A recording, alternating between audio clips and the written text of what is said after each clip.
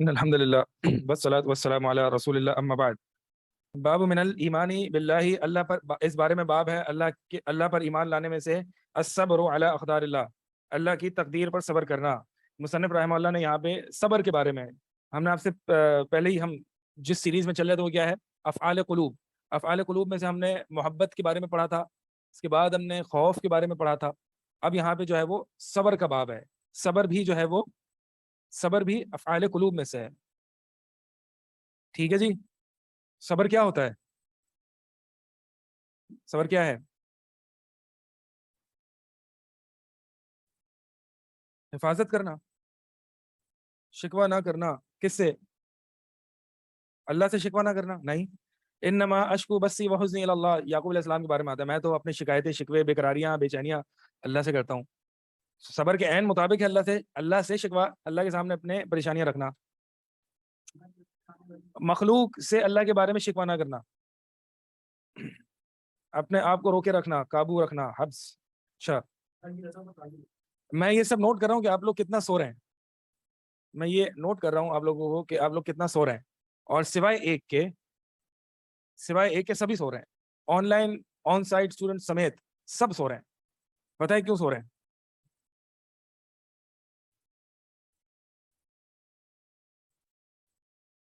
نہیں، ہم سب سو رہے ہیں ابھی فی الحال، میں یہ بتا رہا ہوں۔ صرف ایک اسٹوڈنٹ کا ایک میسج آیا جیسے مجھے پتہ چل رہا ہے کہ بس ایک جو ہے وہ جاگ رہی ہیں، یا جاگ رہی ہیں۔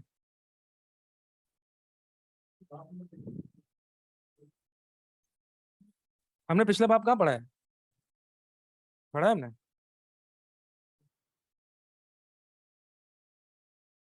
ہاں، توکل کا باب پڑھ لیا تھا ہم نے۔ وعلیکم السلام۔ توکل کے باب پڑھ لیا تھا، اس کے بعد والا باب کہاں پڑھا تھا ہم نے؟ نہیں پڑھا ہے نا، تو آپ لوگ کیسے آ جاتے ہیں؟ مطلب کیسے سن لیتے ہیں میری بات؟ جب میں ایک چیز پورا چیپٹر میں نے اسکپ کرا دیا اور آپ مزے سے سن رہے ہیں اور میرے سوالات کے جوابات بھی دے رہے ہیں، حیرت ہو رہی ہے، حیرت۔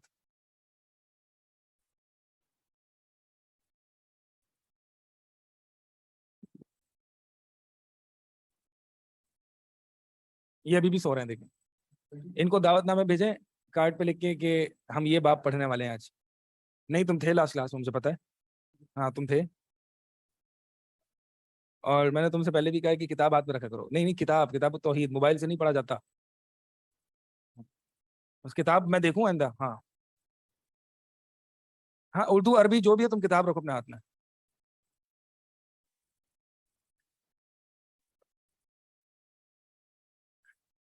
اللہ تعالیٰ کا یہ فرمان، افامنوا مکر اللہ فلا یامن مکر اللہ الا القوم الخاسرون، کہ کیا یہ اللہ کی چال سے، اللہ کی تدبیر سے، اللہ کے مکر سے بے خوف ہو چکے ہیں؟ اللہ کے مکر سے بے خوف نہیں ہوتا مگر سوائے وہ قوم جو کہ خسارہ پانے والی ہے۔ اس باب میں امراض القلوب اس باب میں امراض القلوب میں سے دو مرض کو ذکر کیا گیا ہے۔ پچھلے باب میں افعال القلوب ہم نے پڑھے تھے، ٹھیک ہے، کون کون سے؟ محبت، خوف اور توکل۔ اس باب کے بعد بھی ایک اور ہم پڑھیں گے، وہ صبر ہے، لیکن اس باب میں دل کے دو مرض کے بارے میں پڑھیں گے۔ پہلا مرض اللہ کی رحمت سے نا امید ہونا، دوسرا مرض اللہ کے مکر سے بے خوف ہو جانا۔ اللہ کی رحمت سے نا امید ہونا، اللہ کے مکر سے بے خوف ہو جانا۔ پچھلے باب میں ہم نے اللہ سے خوف کے بارے میں پڑھا تھا اور محبت کے بارے میں پڑھا تھا۔ جب یہ چیز نہ پائی جائے تو پھر الامن من مکر اللہ، بے خوف ہو جانا۔ جب اللہ سے خوف نہیں پایا جائے گا تو یہ مرض ہے، یہ فعل القلب ہے، یہ مرض ہے، یعنی یہ فعل القلب جب نہیں پایا جائے گا تو یہ مرض آ جائے گا۔ مرض کیا ہے؟ اللہ کے مکر سے، ابھی اس کو تفصیل کروں گا، میں اس کی شرح کروں گا کہ اللہ کا مکر کیا ہے اور کیا مراد ہے بے خوف ہونا۔ عموماً ابھی آپ فی الحال یہ سمجھ لیں اللہ کی چالوں سے، اللہ کی تدبیروں سے، اللہ کے عذاب سے بے خوف ہو جانا۔ جب محبت نہیں پائی جائے گی تو کیا ہوگا؟ کیا ہوگا؟ سوچیں ذرا۔ ہاں، اللہ کی رحمت سے دور ہو جائے گا۔ ہم نے یہ پڑھا تھا نا کہ خوف اور سوری یہ امید ہے، خوف اور امید جو ہے وہ ایک ساتھ چلتی ہے، رجا۔ اگرچہ ہم نے سابقہ باب میں مصنف نے رجا کو ایکسپلین نہیں کیا، ٹھیک ہے، یہ رجا اور یہ خوف یہ دونوں ایک ساتھ بیلنس ہونے چاہیے نا۔ رجا مطلب امید، اللہ سے امید، اللہ کے ثواب سے امید، اللہ کی رضا سے امید۔ اس کو بھی میں تھوڑا سا بھی ایکسپلین کروں گا۔ بہرحال اگر یہ رجا نہیں پایا جائے گا تو کیا ہوگا؟ ہاں، الیأس من روح اللہ، اللہ کی رحمت سے نا امیدی۔ یہ دو مرض ہیں، ٹھیک ہے، ان دو مرض کے بارے میں ہم اس باب میں پڑھیں گے۔ یہ دو مرض ہیں، ان دو امراض کے بارے میں ہم اس باب میں پڑھیں گے۔ پہلا اللہ کے مکر سے نا امید ہونا، اور دوسرا اللہ کی رحمت سے نا امید ہونا۔ اللہ کے مکر سے امن میں آ جانا، اللہ کے مکر سے امن میں آ جانا یہ عدم خوف کا نتیجہ ہے، اور اللہ کی رحمت سے نا امید ہونا یہ عدم رجا کا نتیجہ ہے۔ اللہ کے مکر سے بے خوف ہونا یہ عدم خوف کا نتیجہ ہے، اور اللہ کی رحمت سے مایوس ہونا یہ عدم رجا کی عدم موجودگی کا نتیجہ ہے۔ بھائی میں نے آپ لوگوں کو جو لیٹ ہے میں نے بتایا کہ یہ جو باب ہم پڑھ رہے ہیں، توکل کا باب ہم نے آخری پڑھا تھا، اب ہم یہ باب پڑھ رہے ہیں۔ اس باب میں مصنف محمد بن عبد الوہاب رحمہ اللہ نے دو امراض القلوب کو آئیڈینٹیفائی کیا ہے، دو امراض القلوب کو۔ سابقہ باب میں ہم نے 3 افعال القلوب پڑھے تھے، محبت، توکل، خوف، ٹھیک ہے۔ اس باب میں دو امراض القلوب کو ذکر کیا جائے گا، اور وہ دو امراض القلوب یہ ہیں، مرض یہ دو امراض ہیں۔ الامن من مکر اللہ، اللہ کی مکر سے بے خوف ہو جانا، اور الیأس من روح اللہ، دوسرا مرض اللہ کی رحمت سے نا امید ہو جانا۔ میں نے بتایا کہ یہ جو پہلا مرض ہے یہ عدم خوف کی وجہ سے آتا ہے، اللہ سے انسان ڈرے نا، گناہ کرتا رہا، یار ہو جائے گا، کوئی مسئلہ نہیں ہے، اللہ غفور رحیم ہے، میں نمازیں نہیں پڑھتا، اللہ معاف کرنے والا ہے، اللہ بخشنے والا ہے۔ دوسرا جو مرض ہے اللہ کی رحمت سے نا امید ہونا، یہ اللہ سے نا امیدگی کا نتیجہ ہے۔ یعنی یہ دو فعل القلب جب تک نہیں پائے جائیں گے تو دل مریض ہو جائے گا، اور دل ان دو امراض کے ساتھ مریض ہوگا۔ ہاں، مکر کے معنی میں آ رہا ہوں۔ ہاں، میں روح اللہ، ہاں، روح کا مطلب ہے اللہ کی رحمت۔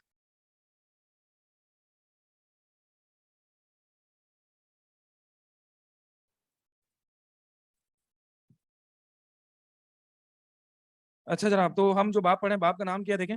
باب کا جو نام ہے باب قول اللہ تعالیٰ افامنوا مکر اللہ، کہ کیا یہ اللہ کے مکر سے بے خوف ہو گئے ہیں؟ امن میں آ گئے ہیں، یعنی بے خوف ہو گئے ہیں اللہ کے مکر سے۔ فلا یأمن مکر اللہ، اللہ کے مکر سے بے خوف نہیں ہوتا مگر سوائے القوم الخاسرون، خسارہ پانے والی قوم، خسارہ پانے والی قوم۔ اب مکر کیا ہے؟ مکر کے بارے میں سمجھ لیں۔ مکر کہتے ہیں کسی کو سزا دینا اس طرح سے کہ اس کو شعور نہ ہو، کسی کو سزا دینا یا کسی کو عذاب میں مبتلا کرنا اس طرح سے، اس طریقے سے کہ اس کو شعور نہ ہو کہ میرے ساتھ یہ کیا جا رہا ہے، کہ اس کو سزا مل رہی ہے یا ملنے والی ہے، سزا ملنے کا شعور نہ ہو، ہاں، کہ ابھی اچانک پھر آ جاتی ہے سزا۔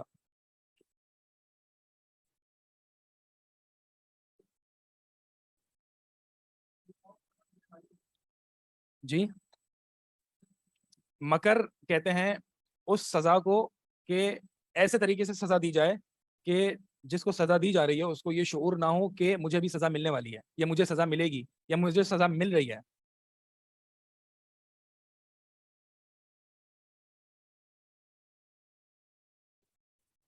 جی، ایک سیکنڈ میں آپ کو اس میں تھوڑا سا وہ دیکھ لوں۔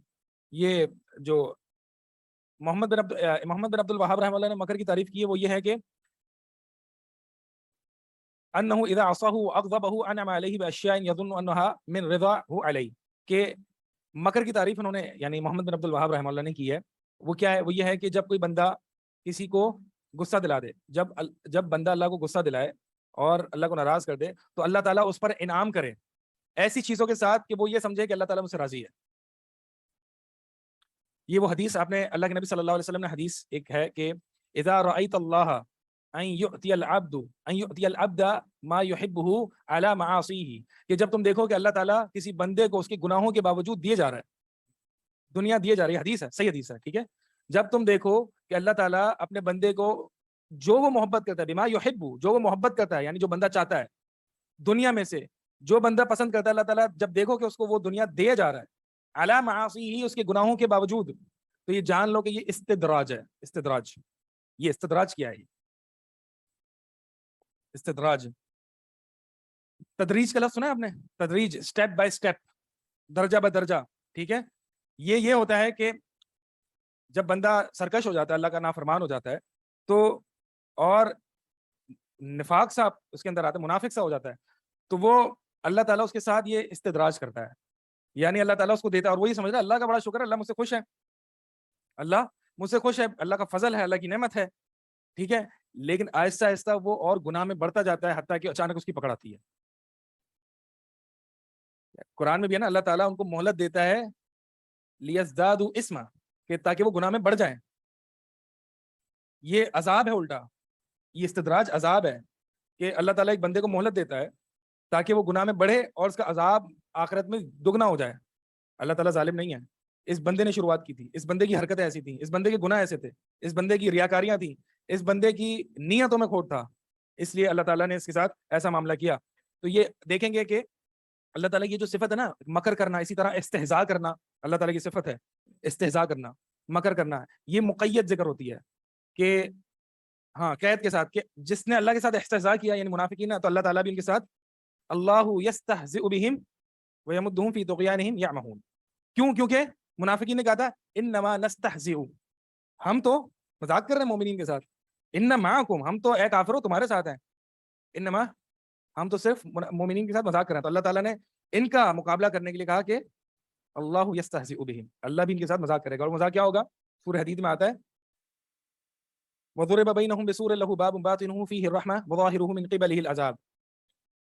کہ منافقین سمجھیں گے کہ وہ مومنین کے ساتھ ہیں جیسے کہ دنیا میں تھے، وہ سمجھیں گے کہ ہم بھی مومنین کے ساتھ ہیں، شاید اللہ کو پتہ نہیں ہے، ہم بھی مومنین کے ساتھ چپکے چپکے سے جنت میں نکل جائیں گے. یہ بھی مومنین کے پاس بھی جو نور ہے وہ ہم نور دے کے، مومنین کے نور سے ہم چل رہے ہیں، جیسے دنیا میں چلتے تھے، بچ جاتے تھے، مال غنیمت بھی مل جاتا تھا.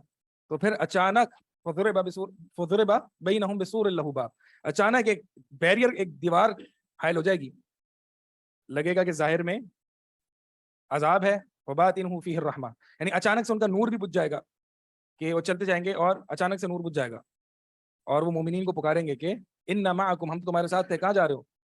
مومنین کہیں گے کہ نہیں، مومنین ان کے ساتھ مذاق کریں گے، کہیں گے تم پیچھے دیکھو، پیچھے دیکھیں گے تو کچھ بھی نہیں ہوگا، نور نہیں ہوگا.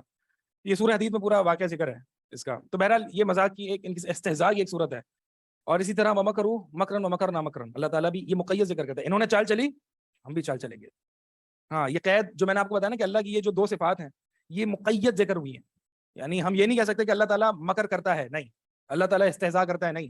ہم مقید ذکر کریں گے اللہ تعالیٰ مکر کرتا ہے کن لوگوں کے ساتھ؟ جو مکر کرتے ہیں. اللہ تعالیٰ استہزاء کرتا ہے ان لوگوں کے ساتھ جو استہزاء کرتے ہیں. کیونکہ آپ دیکھ، اور یہ صفتیں قابل حمد ہے، یعنی قابل تعریف ہے. کیوں؟ کیونکہ اگر کوئی مکر کی چال چل رہا ہے اور آپ اس کا جواب مکر سے نہیں دے رہے تو یہ آپ کی کمزوری ہوئی. بتانا ہی چاہ رہا ہوں کہ اللہ تعالیٰ کی صفت، بہت سے لوگ سمجھتے ہیں نہیں یہ پتہ نہیں کیسی صفت، نہیں، اللہ کی صفت ہے کمال ہے. کیوں؟ کیونکہ سامنے والے نے ایک چال چلی اور آپ نے اس کا مقابلہ نہیں کیا، تو یہ تو اس بات پر دلالت کر رہا ہے نا کہ آپ کمزور ہیں. اللہ تعالیٰ نے کہا یہ چال چل رہا ہے، ہم بھی چلیں گے.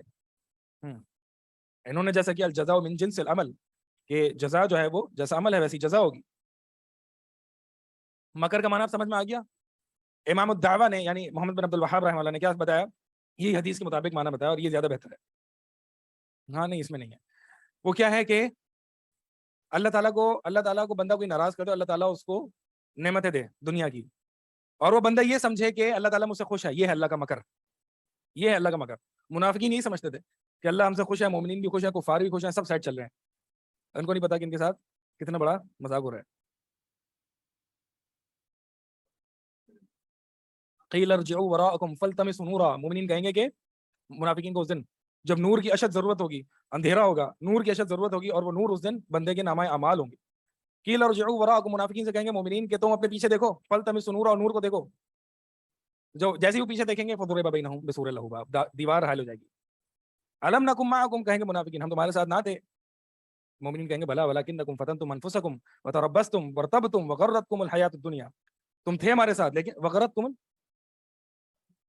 وغرتکم الامانی حتی جاء امر اللہ، کہ تم جو ہے وہ ہمارے ساتھ تھے لیکن تم نے اپنے آپ کو فتنے میں ڈالا ہوا تھا اور تمہیں دنیا نے دھوکہ دیا ہوا تھا اور تم انتظار کرتے تھے. تربصتم، تم انتظار کرتے تھے. بعض مفسرین نے مانا کیا ہے کہ تم یہ انتظار کرتے تھے ہاں ہم آخری عمر میں عمل کر لیں گے, ہم ٹھیک ہو جائیں گے, ہم اپنی حرکتوں کو سدھار لیں گے. اور بعض مفسرین نے یہ بھی مانا کیا ہے تربص تم کہ تم جو ہے مومنین کی پستیوں کا, مومنین کی شکست کا انتظار کرتے تھے, کبھی ہاریں گے تو ہمیں تھوڑا سا سکون ملے گا, کیونکہ یہ منافقین جو تھے وہ کفار کے ساتھ تھے.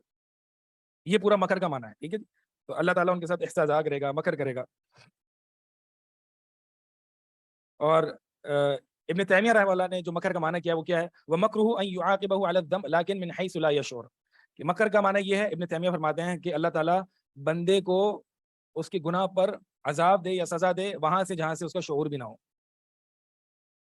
وہاں سے جہاں سے اس کا شعور بھی نہ ہو. جو میں نے پہلے معنی بتایا نا, اس معنی سے پہلے بہرحال سارے ارد گرد ایک ہی معنی ہے, ٹھیک ہے, مختلف ڈیفینیشنز ہیں.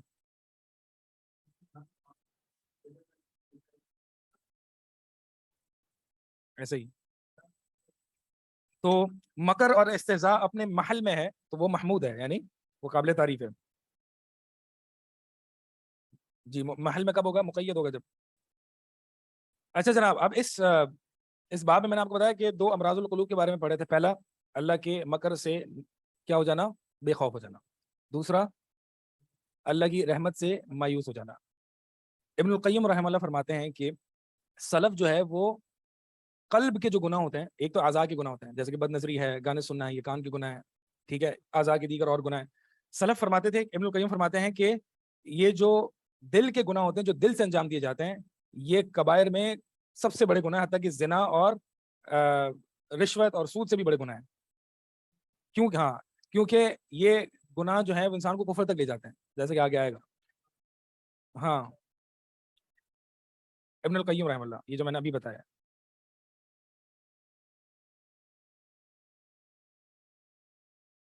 تو پہلا مرض کیا ہے کہ اللہ کے پہلا یہ ہم اس بارے میں بات کر لیتے ہیں.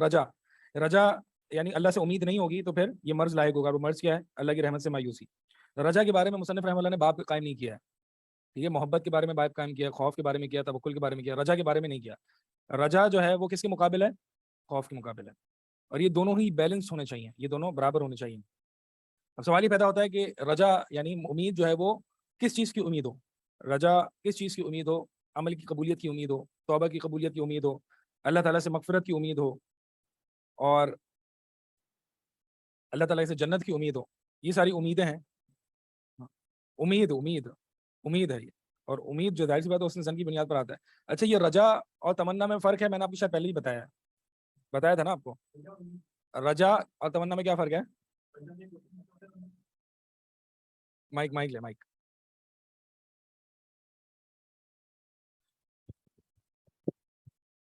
تمنا میں جو ہے وہ خواہش ہوتی ہے, عمل نہیں ہوتا, اور رجا میں جو خالی رجا میں عمل شامل ہوتا ہے.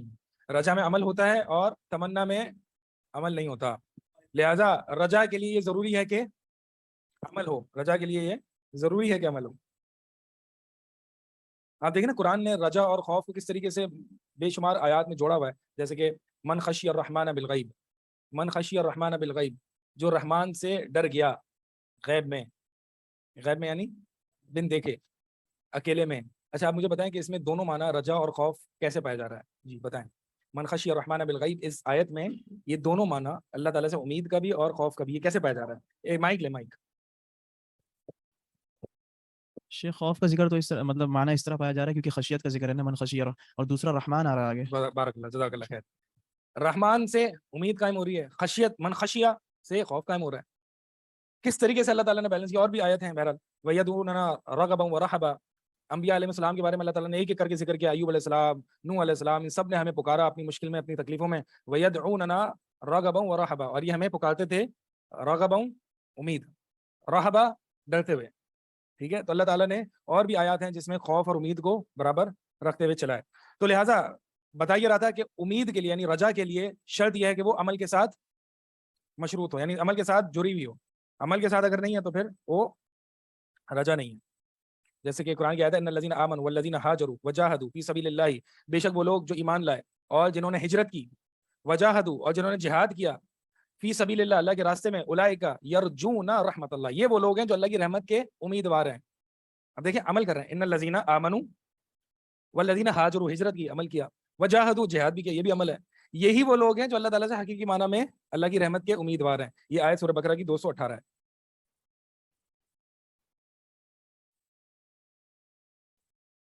اسی طرح سورہ کہف کی نا فمن کانا آخری آیت ہے فمن کانا یرجو لقاء ربہ فلیعمل عملا صالحا. فمن کانا یرجو جو اللہ تعالیٰ کی ملاقات سے اس کے ثواب کی امید رکھتا ہے فلیعمل عملا صالحا تو وہ عمل صالح کرے.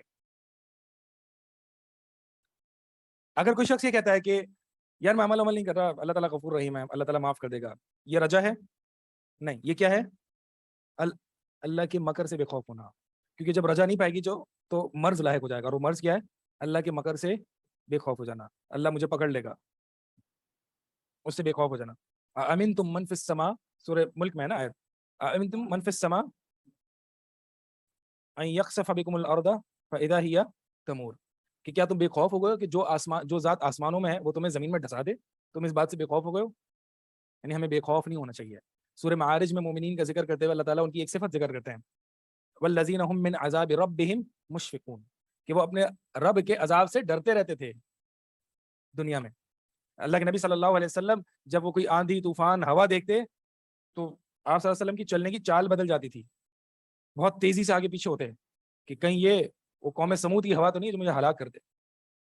ٹھیک ہے تو اللہ کے امن اللہ کے مکر سے بے خوف نہیں ہونا چاہیے انسان اللہ کی پکڑ سے اس پہ ڈرتے رہنا چاہیے. اور اگر سابقہ امم کے قصوں کو پڑھے گا تو واقعی ایک ہیبت طاری ہوگی اور پتہ چلے گا اللہ تعالیٰ نے سابقہ قوموں کو کیسے ہلاک کیا. اور یہ بھی حال کی ہمارے پاکستان کی بات ہے. ٹھیک ہے یہ جو سیلاب آیا ہے کہ ہم بے خوف ہو گئے کہ کراچی والے ہم بے خوف ہو گئے کہ یہ سندھ میں حیدرآباد تک رک گئی یہ کراچی تک نہیں آ سکتا. ہم بے خوف ہو گئے.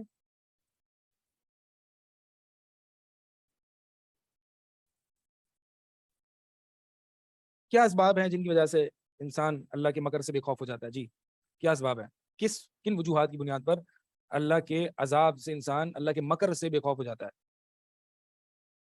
صحابہ رضی اللہ تعالیٰ عنہم اجمعین جو ہے وہ یہ اس بات سے ڈرتے تھے جب ان کو دیکھتے کہ وہ فتوحات مل رہی ہیں اور اچھے اچھے کھانے مل رہے ہیں. حتیٰ کہ ایک صحابی کے پاس جو ہے وہ کھانے میں بہت ساری ڈشز رکھی گئیں تو وہ اس کھانے سے اٹھ گئے کہ مجھے لگ رہا ہے کہ ان کی سوچ کے مطابق کہ مجھے لگ رہا ہے کہ اللہ تعالیٰ نے مجھے جہاد کا بدلہ بھی دے دیا ہے. تو ایسا تو نہیں کہ اللہ تعالیٰ کا یہ مکر ہو کہ اللہ تعالیٰ نے میری تمام نیکیوں کا بدلہ مجھے دنیا میں دے دیا اور پھر جب میں قیامت والے دن جاؤں تو اللہ تعالیٰ کہے تمہارے لیے کوئی بدلہ نہیں ہے تمہیں دنیا میں دے دیا گیا تھا.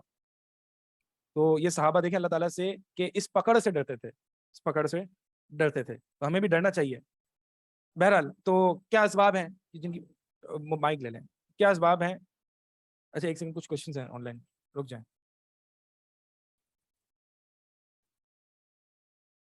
دل کے گناہ کون سے ہیں؟ دل کے گناہ یہی ہیں کہ اللہ کے مکر سے بے خوف ہونا یہ دل کا عمل ہے نا دل کا گناہ ہے.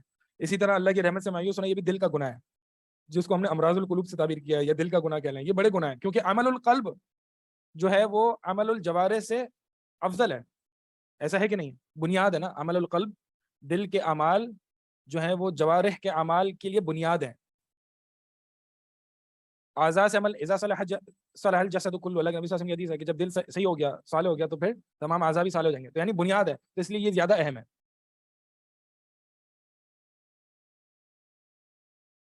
چلیے اور کیا ہے ایک سیکنڈ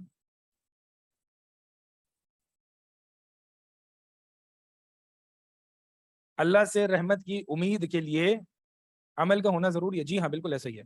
میں نے آپ کے سامنے کچھ آیتیں بھی پڑھی اس میں سے ایک سورہ کہف کی آخری آیت تھی اور اسی طرح سورہ بقرہ کی آیت پڑھی. تو جی ہاں اسباب پڑھے تھے. اسباب کس چیز کے اسباب؟ اللہ کے امن سے اللہ کے مکر سے بے خوف ہونے کے اسباب. کیا وجہ ہے؟ پہلا انہوں نے بتایا کسی نے کہ ایمان کمزور ہونا شیخ دنیا کی محبت زیادہ ہونا.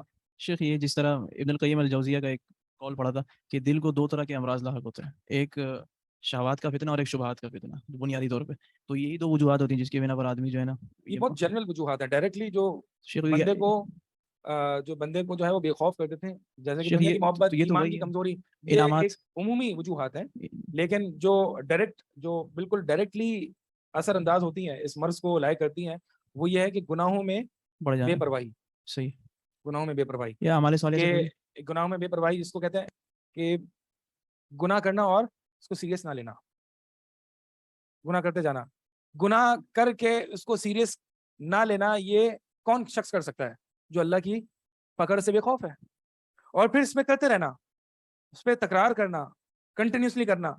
ہاں اللہ معاف کر دے گا یار بعد میں توبہ کر لوں گا یہ سارے اللہ کے، یہ انسان کو اس مرض میں مبتلا کرے گا اور یہ بڑھتا جائے گا، یہ بڑھتا جائے گا، حتیٰ کہ انسان جو ہے وہ اللہ کے مکر سے بالکل ہی بے خوف ہو جائے گا کہ بس اب تو میں کوئی پکڑ میں آؤں گا نہیں اور مجھے تو کچھ ہوگا ہی نہیں، اللہ تعالیٰ غفور رحیم ہے.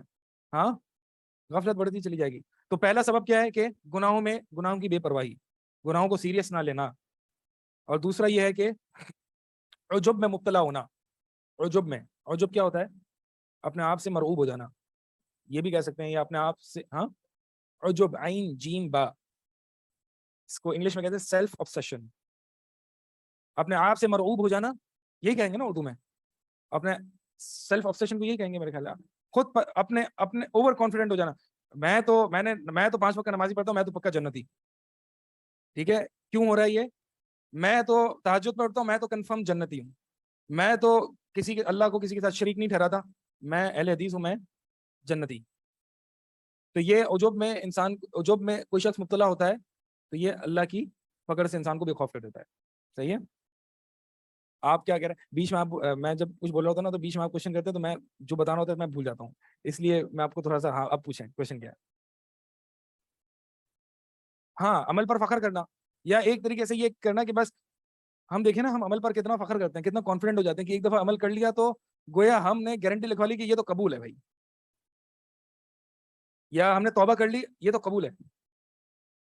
کیسے قبول ہے؟ موسیٰ علیہ السلام کے بارے میں آج میں پڑھ رہا تھا قرآن کی تفسیر میں ہی، 3rd ایئر میں قرآن کی تفسیر کے بارے میں ہی پڑھا تھا، تو وہاں پہ سورہ قصص جو ہے وہ چل رہی ہے، تو اس میں موسیٰ علیہ السلام کا واقعہ ذکر ہے. موسیٰ علیہ السلام نے دیکھا ایک قبطی اور ایک بنو اسرائیل کا ایک شخص جو کہ موسیٰ علیہ السلام کی قوم کا تھا، لڑے آپس میں. موسیٰ علیہ السلام گئے اور ایک مکہ مارا اور اس کا کام تمام ہو گیا.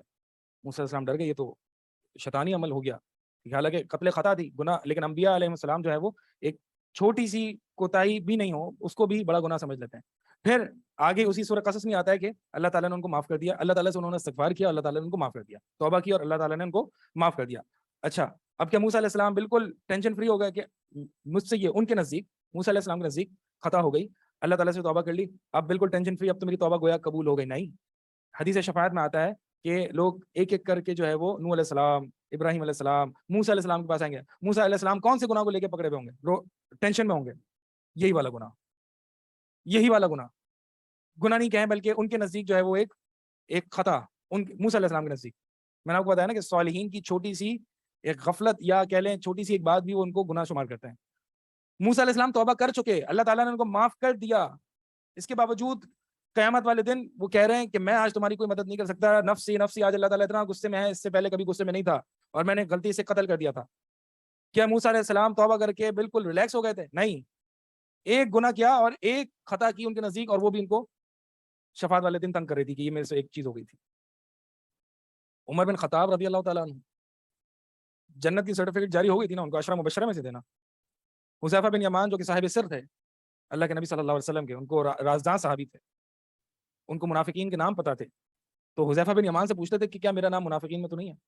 ان کو جنت کے سرٹیفکیٹس ملے تھے، اس کے باوجود وہ اللہ کے مکر سے بے خوف نہیں ہوئے تھے اور پوچھا کرتے تھے کہ میرا نام تو نہیں ہے کہیں منافقین کی لسٹ میں. اور آج ہم بہت بڑا گناہ کر لیتے ہیں اور ایک چھوٹی سی توبہ کر لیتے ہیں تو ہم کس میں مبتلا ہو جاتے ہیں؟ عجب میں. یہ ہے عجب. اور پھر آئندہ زندگی بھر کے لیے آئندہ وہ گناہ ہمیں پریشان کرتا ہی نہیں ہے. اللہ کے نبی صلی اللہ علیہ وسلم کی حدیث بھی ہے نا کہ آخر وقت میں اپنے کیا کریں، آخر وقت میں اپنے گھر کو لازم پکڑو اور اپنے گناہوں پر رہو. جی، بس اس گناہ پر شرمندہ ہو. یعنی اب یہ بھی ہے کہ یہ وہ گناہ جو ہے وہ انسان کو اللہ کی رحمت سے مایوس نہ کرے، یہ دوسری چیز ہے. یہی بیلنس میں چلنا ہے ہمیں. ایک شخص اللہ کے مکر سے اتنا خوف زدہ ہوتا ہے کہ وہ اللہ کی رحمت سے مایوس ہونا شروع ہو جاتا ہے. ابھی ہم آئیں گے اس دوسرے مرض پر. تو اس کشمکش میں ہمیں رہنا ہے اور زندگی کو گزارنا ہے، خوف اور امید. جہاں یہ تھوڑا سا ہیوی ہونے لگے یہ سائڈ کر لو، جہاں یہ تھوڑی سی ہیوی ہونے لگے یہ کر لو. ٹھیک ہے، دونوں کو ساتھ لے کے چلنا ہے. تو بتائیے رہا ہوں کہ 2 اسباب ہیں اس مرض میں مبتلا ہونے کے. پہلا گناہوں میں لاپرواہی، دوسرا عجب.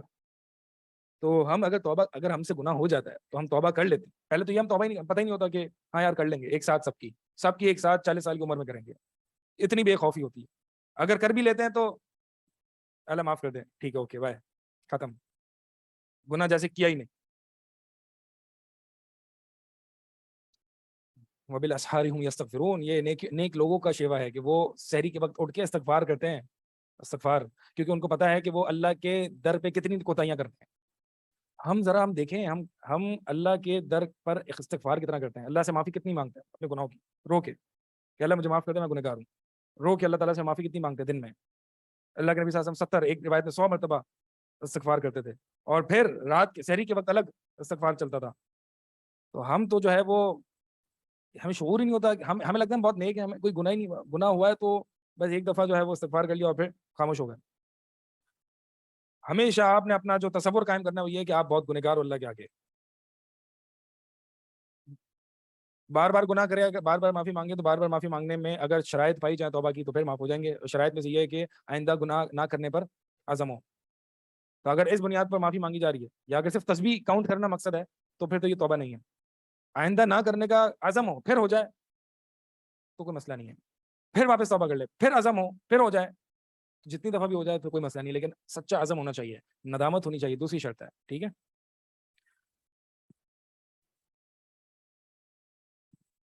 جی, کوشچن شیخ صاحب یہ جو سوال ہے کیسے پتہ چلے گا کہ توبہ قبول ہوئی یا نہیں ہوئی. کیسے پتہ چلے گا؟ ویسے پتہ چلے گا کہ آپ کو نیک اعمال کی توفیق مل جائے گی. جی شیخ صاحب یہ ریاکاری کے حوالے سے میں اسی کوشچن اسی کے حوالے سے کروں گا. میں کہہ رہا ہوں ریاکاری کے حوالے سے میں نے ایک سوال کیا تھا علماء سے, تو اس پہ تو مجھے آنسر مل گیا تھا کہ مطلب ریاکاری سے اگر انسان بچنا چاہے تو اس میں انہوں نے شیخ نے مجھے سمجھایا تھا کہ انسان تنہائی کو اختیار کرے, اس میں عمل کرے.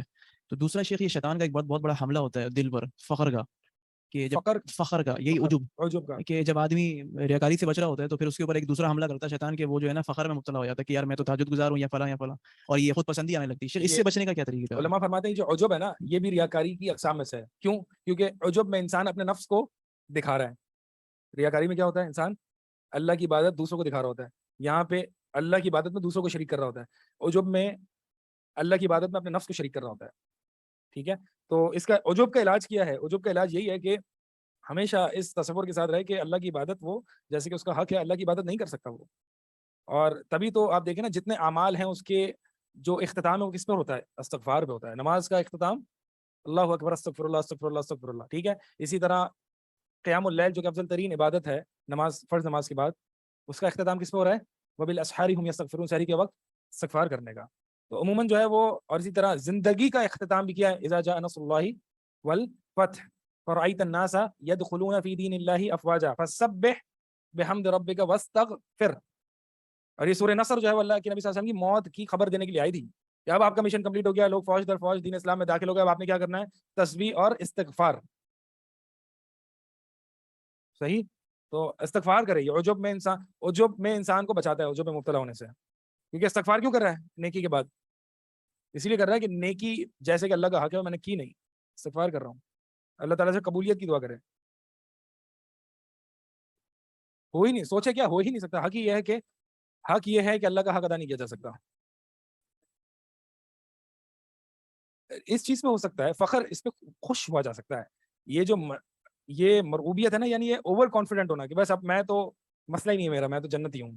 یہ اس مرض میں یہود مبتلا تھے. نحن ابناء اللہ واحباؤہ, ہم اللہ کے چہیتے ہیں.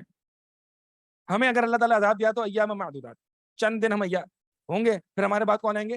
مسلمان. ایسا کہتے تھے یہودی, ہم صرف چند دن گزاریں گے جہنم میں. اگر کوئی غلطیاں وغیرہ کی بھی ہیں تو ویسے تو ہم نے کی نہیں ہے, یہ ان کا ایٹیٹیوڈ ہے. ویسے تو ہم تو اللہ کے چہیتے ہیں, ہم نے تو کوئی غلطی نہیں کی ہے. ہاں اگر تھوڑی بہت غلطی پہ پکڑ ہو گئی تو ہم چند دن جہنم میں جلیں گے, پھر ہمارے بعد مسلمان آئیں گے اور وہ اس جگہ کو فل کریں گے. قبح اللہ وجوہہم. ہاں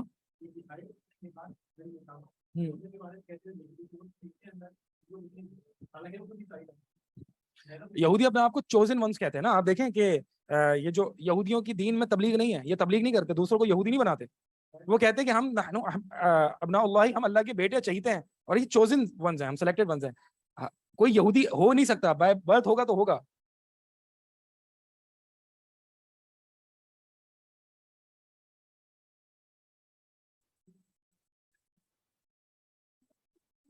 ہاں نہیں کرتے ایسے ہی ہے. تو ان کا کام کیا ہے؟ ان کا کام ہے لوگوں کو ملحد بنانا. یہ کہتے ہیں کہ ہم نے جیو تو بنانا نہیں ہے, تو ہم کیا بنائیں گے؟ لوگوں کو ملحد بنا دیں گے. ہاں, دین سے دور کر دیتے. چلے جی, سبحانک اللہم وبحمدک.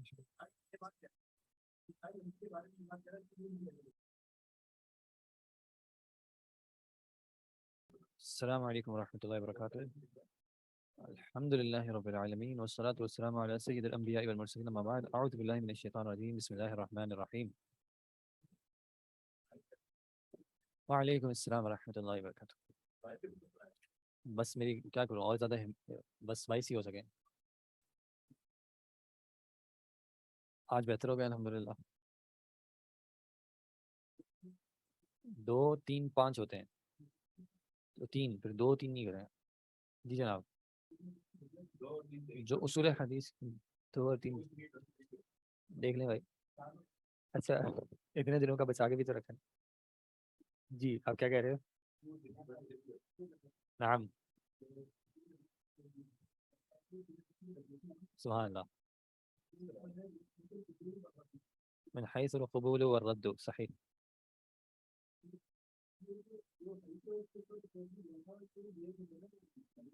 مبنی مبنی علی الضم کا مطلب ہے اس کو ہمیشہ من حیثو پڑھیں گے, اس کو من حیثی نہیں پڑھیں گے.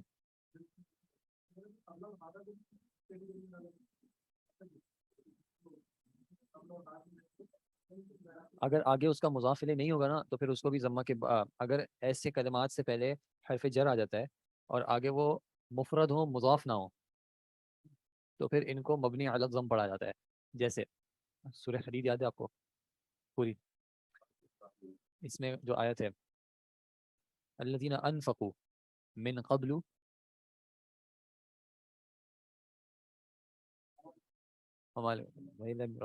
لا يستوي منكم من انفق من قبل الفتح وقاتل من قبل من بعد. صحیح من بعدو ہے نا جی, جو بعدو ہے من بعدو, ٹھیک ہے. تو یہاں پہ من کے بعد بعدو مضموم ہے ضمہ کے ساتھ ہے. کیوں؟ کیونکہ اس کا مضاف الیہ یہاں پہ محذوف ہے. جب ایسا ہوتا ہے تو پھر وہ مجرور بھی جو ہے وہ ضمہ پہ ہی آتا ہے, یعنی مبنی علی الضم ہو جاتا ہے. تو اسی طرح حیثو کا اعراب بھی ہوتا ہے من حیثو, حیثو جو ہے مبنی علی الضم پڑھا جاتا ہے. اس کے بعد جو ہے پھر وہ جملہ آتا ہے. یہ اس کے مضاف الیہ نہیں بن رہے, نہیں کہیں گے. القبول والرد پڑھیں گے اس کو. پڑھ نہیں رہے آج ہم تفریح کر رہے ہیں, اس لیے میں نے کہا آپ سے اچھا تفریح کرنے والا اور کون ملے گا میں مارکیٹ میں. آپ پڑھنے کس سے ہیں, کیا پڑھنا ہے آپ بتائیں. عربک پڑھنا نہیں, یہ جھوٹ, یہ غلط بات ہے. آپ عربک پڑھنے تو نہیں آئے, یہ تو مجھے پتا ہے. یہ تو آپ اقرار کر, میں یہ کہہ سکتا ہوں کہ آپ سلطان صاحب کی محبت میں ہیں, یہ میں مان سکتا ہوں. آپ یہ کہیں. ہاں ہاں کدھر پڑھ لیا.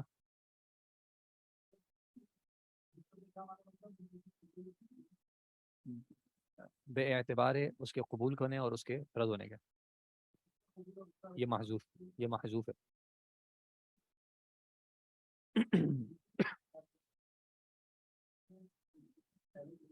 تو پھر کرنے تو دو, کرنے نہیں, تم پہلے سے سوالات کر دو. جی ہاں, تم اس کو پڑھیں یا نہیں پڑھے نہیں, یہ پوچھ رہا ہوں. میں پوچھ رہا ہوں, میں کوئی فورس نہیں کر رہا. آپ کی کلاس ہے, میں تو آج ویسے ہی آپ پہ وہ بن کے آیا ہوں.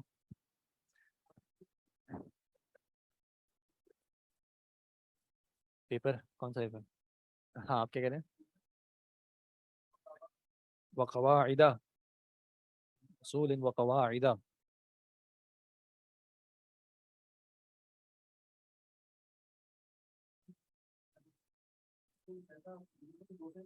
بالکل بالکل بالکل بالکل.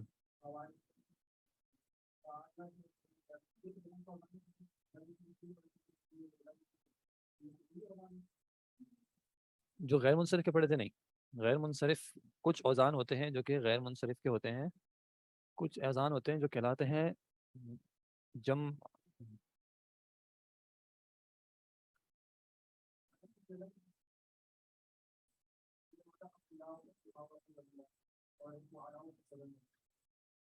اب یہ میرے ذہن میں نہیں ہے کہ جمع جمع جمعوں کے اور یہ سارے اوزان بھی جمع جمع جمعوں کے ہوتے ہیں یا نہیں ہوتے.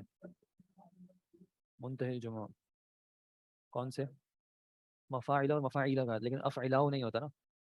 افعلاؤ کا پھر سر آپ کے لیے ادارہ ہے, آپ پوچھ رہے ہیں.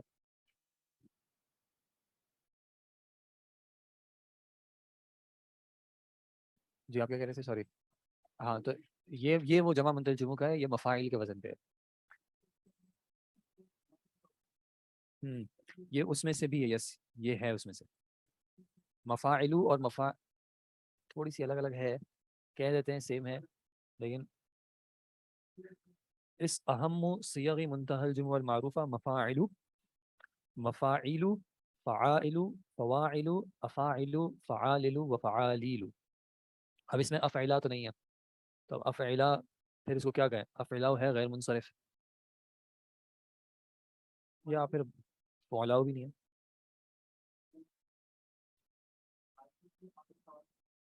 یار آخری نہیں کہا کریں آپ، بس چلیں ٹھیک ہے کہہ لیں.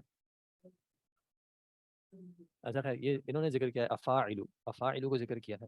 افاعل تو خیر افعلا تو الگ ہے.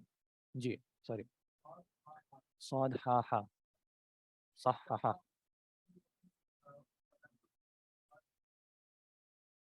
ہاں جی، یصححو. ہاں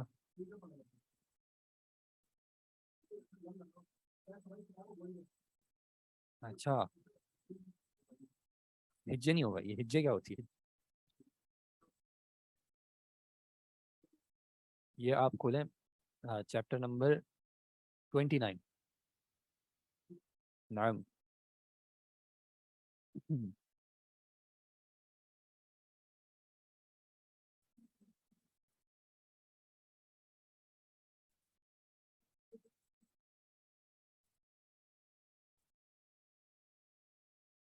اصل میں ابھی یہ جو سوال کر رہے ہیں نا، وہ سوال میں اس کو نہیں چاہ رہا کہ وہ عوامی ہو. عوامی مطلب یہ کہ وہ آنے والا ہے انشاءاللہ بعد میں.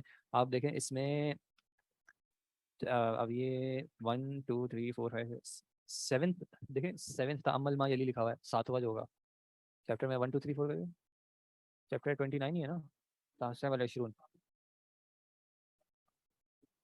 تاسع والعشرون ہے اقسام الفعل سے پہلے والا. اقسام الفعل سے پہلے چیپٹر شروع ہو رہا ہے، اس میں یہ المدرس احججت یا مسعود، یہی ہے. اس میں دیکھیں تأمل ما یلی، یحجو آگے لکھا ہے لم یحج لکھا ہے، ٹھیک ہے. تو اس میں دیکھیں کیا لکھا ہے، لم یحج، ملا. ٹھیک ہے، کیا ہوا؟ وہی والا مسئلہ ہو رہا تھا جو آپ چاہ رہے ہیں. ٹھیک ہے، تو یہ اصل میں تھا ہا جیم جیم، تو پھر حج یا حج ہوتا ہے. ٹھیک ہے، اب اس پہ لم لگایا تو آخر میں کیا کریں؟ ٹھیک ہے، تو وہ انہوں نے آپ کو کیا بتایا اس کو کیسے پڑھ رہے ہیں. اس میں اصل میں کچھ آپشنز بھی ہوتے ہیں، ایک سے زیادہ پاسبلٹیز بھی ہو سکتی ہیں. آپ یا حجا بھی پڑھ سکتے ہیں یا حج جو بھی شاید پڑھ سکتے ہیں. اس طرح کچھ 2 3 آپشنز ہیں، لیکن وہ باپ پہ ڈیپینڈ کرتا ہے کہ پیچھے والی حرکت کیا ہو تو اس کو کیا آپشنز دے سکتے ہیں. لم یصح، لم یصح ہوا ہے یا ہے؟ لم یصح، صح یصح تو ہے، لیکن لم کے ساتھ کیا آئے گا؟ یہ ایک اچھا سوال ہے. جر یا جرو، صب یا صبو، لم. صح یصح نا، جد یا جدو، تو لم یصح، لم یصح. یا آپ اقسام الفعل کھولو جو آپ کو ٹیبل تھا نا 200 میرے پاس خیر. ہاں یہ اس میں دیکھو آپ کے پاس المضاعف لکھا ہوا ہوگا، یہ رائٹ سائڈ پہ جو کالم چل رہا ہے اس میں المضاعف. المضاعف میں 3 دیے ہیں، عد یعد، شم یشم، جد یجد. تو یہ دیکھو جد یجد جو ہے وہ صح یصح کے وزن پہ. تو جب اس پہ لن آیا اور لم آیا تو کیا اس کو پڑھا گیا؟ ٹھیک ہے، تو اس طرح ہی صح یصح کو ہی پڑھا جائے گا. اوکے جی الحمدللہ وحدہ والصلاۃ والسلام علی من لا نبی بعدہ، اما بعد. اسم اعراب کے اعتبار سے کتنی طرح کا ہوتا ہے؟ 3 طرح کا. کون کون سی 3؟ رفع، نصب اور جر. جر میں آنے کے کیا 2 ریزنز تھے؟ پیچھے حرف جر ہوگا، اور دوسرا ریزن یہ کہ وہ خود مضاف الیہ بنے گا. ٹھیک ہے، یہ تھے 2 بنیادی ریزن حالت جر میں آنے کے. حالت رفع میں آنے کے کیا ریزن تھے؟ یا وہ فاعل ہوگا، فاعل کے ساتھ دوسرا کون سا تھا؟ نائب الفاعل. یا وہ فاعل ہوگا یا فاعل کی جگہ پہ نائب الفاعل ہوگا. 2 ریزن یہ ہو گئے. اور مبتدا اور اس کی خبر، تو یہ 4 ریزن ہو گئے، مبتدا، خبر، فاعل، نائب الفاعل. اور منصوب کے کون سے ریزن سے؟ مفعول، اور 5 طرح کے مفعول اس میں ہو گئے. چھٹا کیا ریزن تھا؟ انا کا اسم منصوب ہوگا. جب انا کا اسم منصوب ہوگا تو انا کی خبر کیسی ہوگی؟ مرفوع ہوگی. اور جب انا کا اسم مرفوع ہے تو کانا کا اسم کیسا، انا کا اسم منصوب ہے تو کانا کا اسم کیسا ہوگا؟ مرفوع ہوگا، الٹا چلے گا، کانا کا اسم مرفوع اور کانا کی خبر منصوب. ٹھیک ہے، تو رفع میں آنے کے کیا ریزنز ہوئے؟ مبتدا خبر، فاعل نائب الفاعل، انا کی خبر، کانا کا اسم. 6 ہو گئے. اور مفعول میں 5 مفاعیل ہو گئے، پھر انا کا اسم، کانا کی خبر، یہ 7 ہوئے. اور پھر کون سا ایک 8واں؟ تمیز. تمیز. آپ میں سے کسی کے پاس بک 3 ہے دروس اللغہ کی؟ ابھی نہیں ہے، چلو ہے. اگر ہے تو ذرا اس کو کھولیں. چیپٹر 1 جو ہے، چیپٹر 1 کے چیپٹر، میرے پاس جو بک ہے اس میں پیج 15 بن رہا ہے.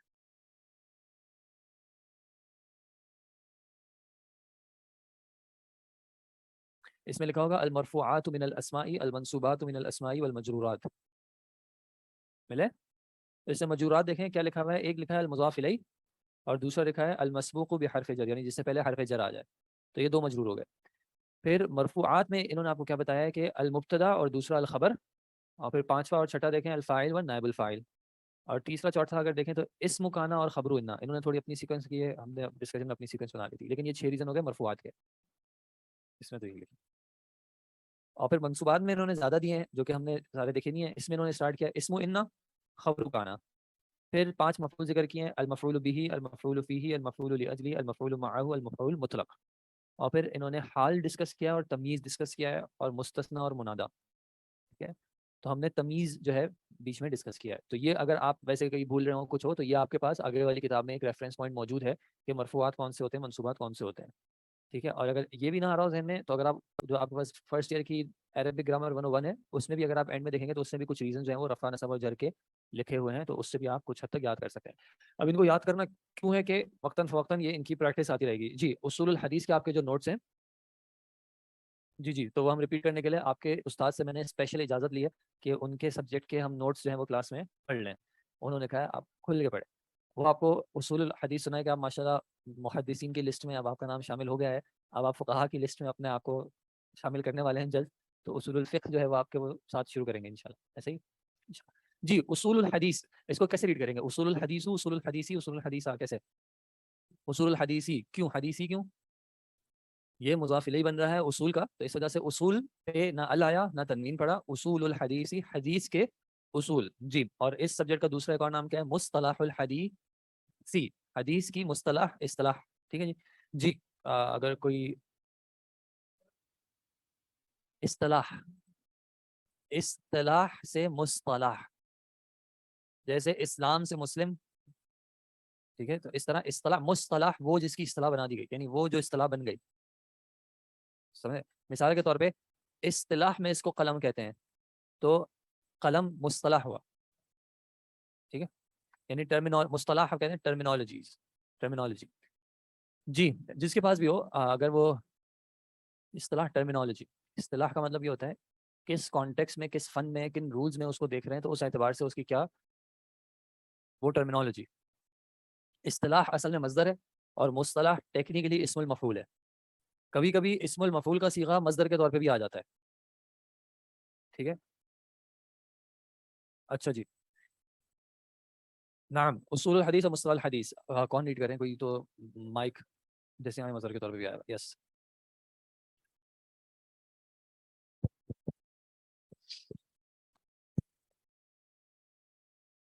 جی بھائی جان آج کی تاریخ میں. جی جزاک اللہ خیر.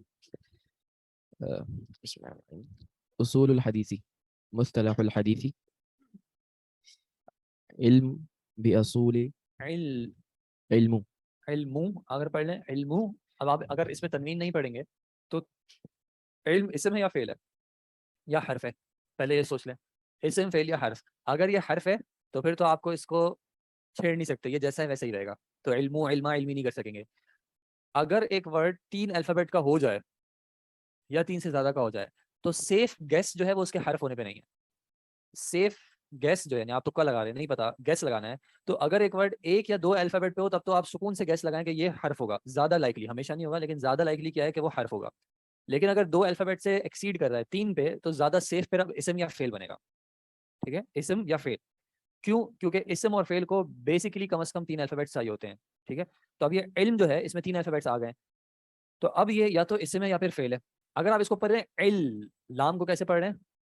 لام کو کیسے پڑھ رہے ہیں؟ ساکن. تو یعنی فعل، فا کو آپ نے کسرہ دیا اور عین پہ آپ نے عین کو آپ نے سکون کر دیا. اب فعل ماضی فعل جو تھا اس میں ماضی مضارع امر. مضارع میں عام طور پہ شروع میں کیا آتا ہے؟ عام طور پہ کیا ڈیفینیٹلی آتا ہے شروع میں؟ یا، تا، الف یا حمزہ اینڈ نون. وہ چاروں یہاں موجود نہیں ہے. تو اس کا مطلب ہے کہ فعل مضارع بھی سیف گیس نہیں ہے. فعل ماضی سیف گیس ہو سکتی ہے کہ فعل ماضی میں اکثر 3 الفابیٹس آتے ہیں، لیکن وہ 3 الفابیٹس کس وزن پہ آتے ہیں؟ فعلا، فعیلا یا فعولا. ان تینوں میں جو ہے وہ عین جو ہے وہ سکون کے ساتھ نہیں ہے. تو اگر اس کو علم پڑھنا ہے تو پھر یہ فعل میں اس پہ نہیں جائیں گے، پھر ہم کدھر جائیں گے؟ اسم پہ. اب اگر یہ اسم ہے تو اسم کا بنیادی حق ہے کہ اس کو تنوین ملے. اگر تنوین سے اس کو آپ نے ڈپرائیوڈ رکھنا ہے تو پھر آپ کو کوئی ریزن چاہیے ہوگا. اب یہاں پہ وہ کیا ریزن بن سکتا ہے کہ علم کو آپ تنوین نہ دیں؟ تنوین دینی چاہیے، دے دیں تو پھر تو مسئلہ حل، پھٹا ختم. لیکن اگر مسئلہ جاری رکھنا ہے تو پھر وجہ چاہیے ہوگی نا. تو تنوین ہٹانے کی ایک وجہ کیا ہو سکتی ہے کہ شروع میں آپ کیا کر دیں؟ ال لگا دیں. تو تنوین یہاں پہ ال نہیں لگایا، یہ نہیں ہو سکتا. دوسرا ریزن یہ ہو سکتا ہے کہ آپ اس کو مضاف بنا دیں، لیکن اس کے بعد آپ کو چاہیے ہوگا مضاف الیہ. مضاف اور مضاف الیہ دونوں کیا ہوتے ہیں؟ اسم ہوتے ہیں. اور علم کے فوراً بعد کیا لکھا ہوا ہے؟ با لکھا ہوا ہے، اور با جو ہے وہ اسم نہیں ہے، تو وہ مضاف الیہ میں جا نہیں سکتا. تو یہ مضاف الیہ. تیسرا ریزن تھا غیر منصرف کا. غیر منصرف کے لیے یا علم ہوگا یا صفت ہوگی. علم نہ علم ہے، نہ نام ہے، نہ یہ صفت ہے. تو اس اعتبار سے غیر منصرف میں بھی نہیں جائے گا. تو اب اس کو زیادہ سیف کیا ہے کہ آپ اس کو تنوین دیں. تو آپ کہیں گے علم. اب یہ علم پڑھیں، علمن پڑھیں، علمن پڑھیں. من پڑھنا آسان ہوتا اگر آگے کیا لکھا ہوتا؟ الف. وہ پھر علمن رہتا، اس میں کوئی اور آپشن نہ ہوتا. اب یا یہ علمن ہوگا یا علمن ہوگا. علمن کے 2 ریزنز ہیں. کون کون سے؟ مضاف الیہ یا حرف جر. مضاف الیہ کو پیچھے کچھ چاہیے ہوگا، پیچھے یہاں پہ کچھ ہے نہیں ہے. دوسرا کیا ریزن؟ حرف جر. حرف جر بھی نہیں ہے. تو پھر اب زیادہ سیف کیا ہے؟ ابتدا میں آپ علمن پڑھ لیں. لیکن اب یہ سوال ہے کہ علمن کیوں پڑھیں گے؟ علمن کیوں پڑھیں گے؟ اب آپ آئیں گے رفع. رفع پہ آگے کہ حالت رفع ہے. اب رفع کے ریزنز کیا تھے؟ مبتدا، خبر، فعل، فاعل، نائب الفاعل، انا کی خبر، کانا کا اسم. اچھا انا کی خبر اور کانا کا اسم. انا بھی موجود نہیں ہے، کانا بھی موجود نہیں ہے، یہ آپشنز تو آؤٹ ہے. فاعل اور نائب الفاعل کیوں نہیں بن سکتا؟ فعل موجود نہیں ہے. اب یا یہ مبتدا یا یہ خبر ہے. ٹھیک ہے. اب آپ یاد کریں مبتدا عام طور پہ کیسا ہوتا ہے؟ معرفہ ہوتا ہے. اس کے ساتھ کیا پرابلم ہے؟ یہ نکرہ ہے. اب کیا کریں؟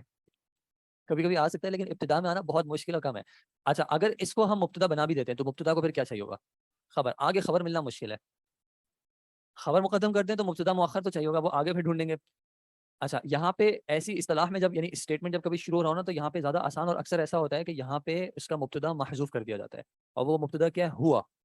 یا تو آپ اس کو ہیڈنگ کو اس کے ساتھ ملا دیں، اصول الحدیث علم. اصول الحدیث علم ہے، خبر بن گئی. اصول الحدیث مبتدا بن گیا. یا پھر اگر آپ اصول الحدیث مصطلح حدیث کبھی کبھی بکس میں کیسے لکھا ہوتا ہے کہ ڈیفینیشن کے ہیڈنگ کے طور پہ اوپر لکھا ہوتا ہے. اب اس کو سینٹینس میں نہیں لا سکتے نیچے، تو آپ یہاں پہ اس کے لیے ایک ضمیر محذوف مان لیں گے. کیا؟ ہوا. ہوا علم. وہ کون جو اوپر والا بھی گزرا ہے آپ کے نظر سے، وہ علم ہے.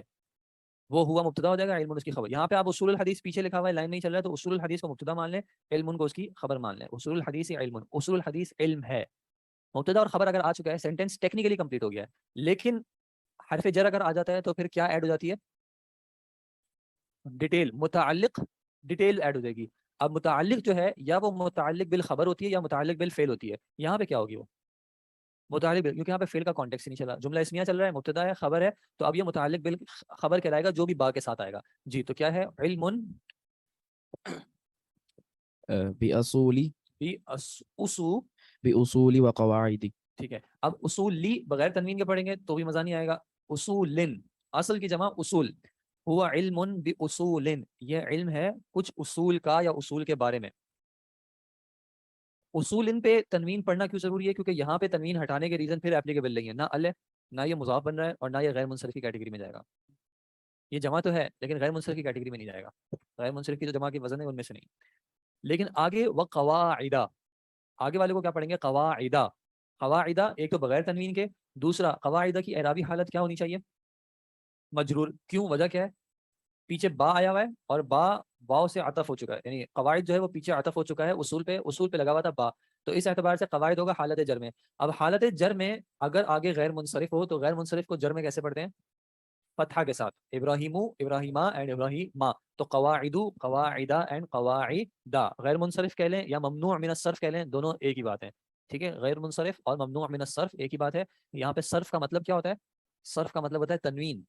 غیر منصرف ایسا ورڈ جو تنوین کے بغیر آ رہا ہے, ممنوع من الصرف ایسا ورڈ جس کو تنوین سے کیا کر دیا ہے, منع کر دیا, روک دیا گیا. فہو علم باصول وقواعد. باصول اور قواعد کو خبر اس لیے نہیں کہتے کیونکہ زیادہ بہتر یہ ہے کہ اگر حرف جر آ جائے یا پھر کیا ہو جائے, ظرف بن جائے, تو پھر اس کو خبر نہ کہا جائے بلکہ اس کو متعلق بالخبر کہا جائے. یہ زیادہ بہتر ہے کیونکہ پھر سینٹینس میں دو خبریں جو ہے نا وہ پرابلم کرتی ہیں. تو علم یعنی ہوا علم او اصول الحدیث علم. اصول الحدیث جو ہے وہ علم ہے. کس چیز کا علم ہے؟ اصول اور قواعد کا علم ہے.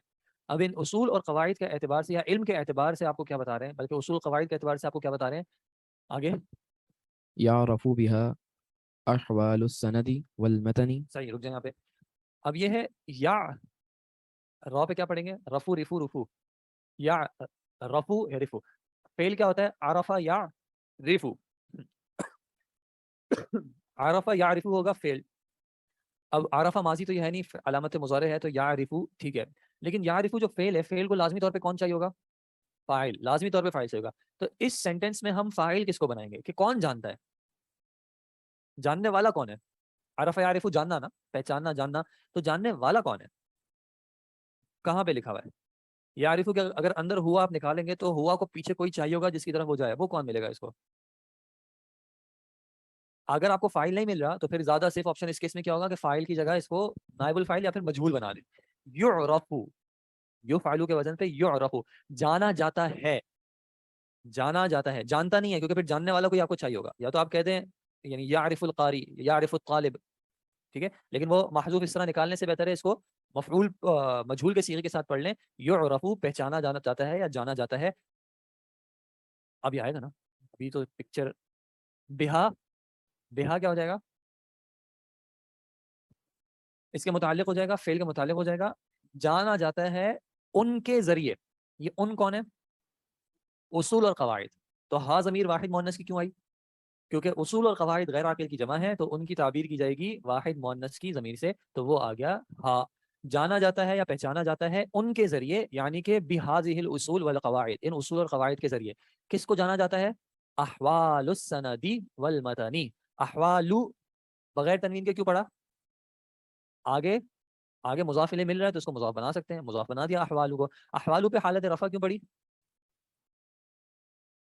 رفع میں کون کون ہوتا ہے؟ اسم یا کانا موجود ہے یہاں پہ, سوری انا یا کانا موجود ہے, دونوں موجود ہیں. ان ریزنز کو چھوڑ دیں, باقی کیا ریزنز ہے؟ مبتدا خبر اور فاعل نائب الفاعل. پیچھے کیا فعل موجود ہے؟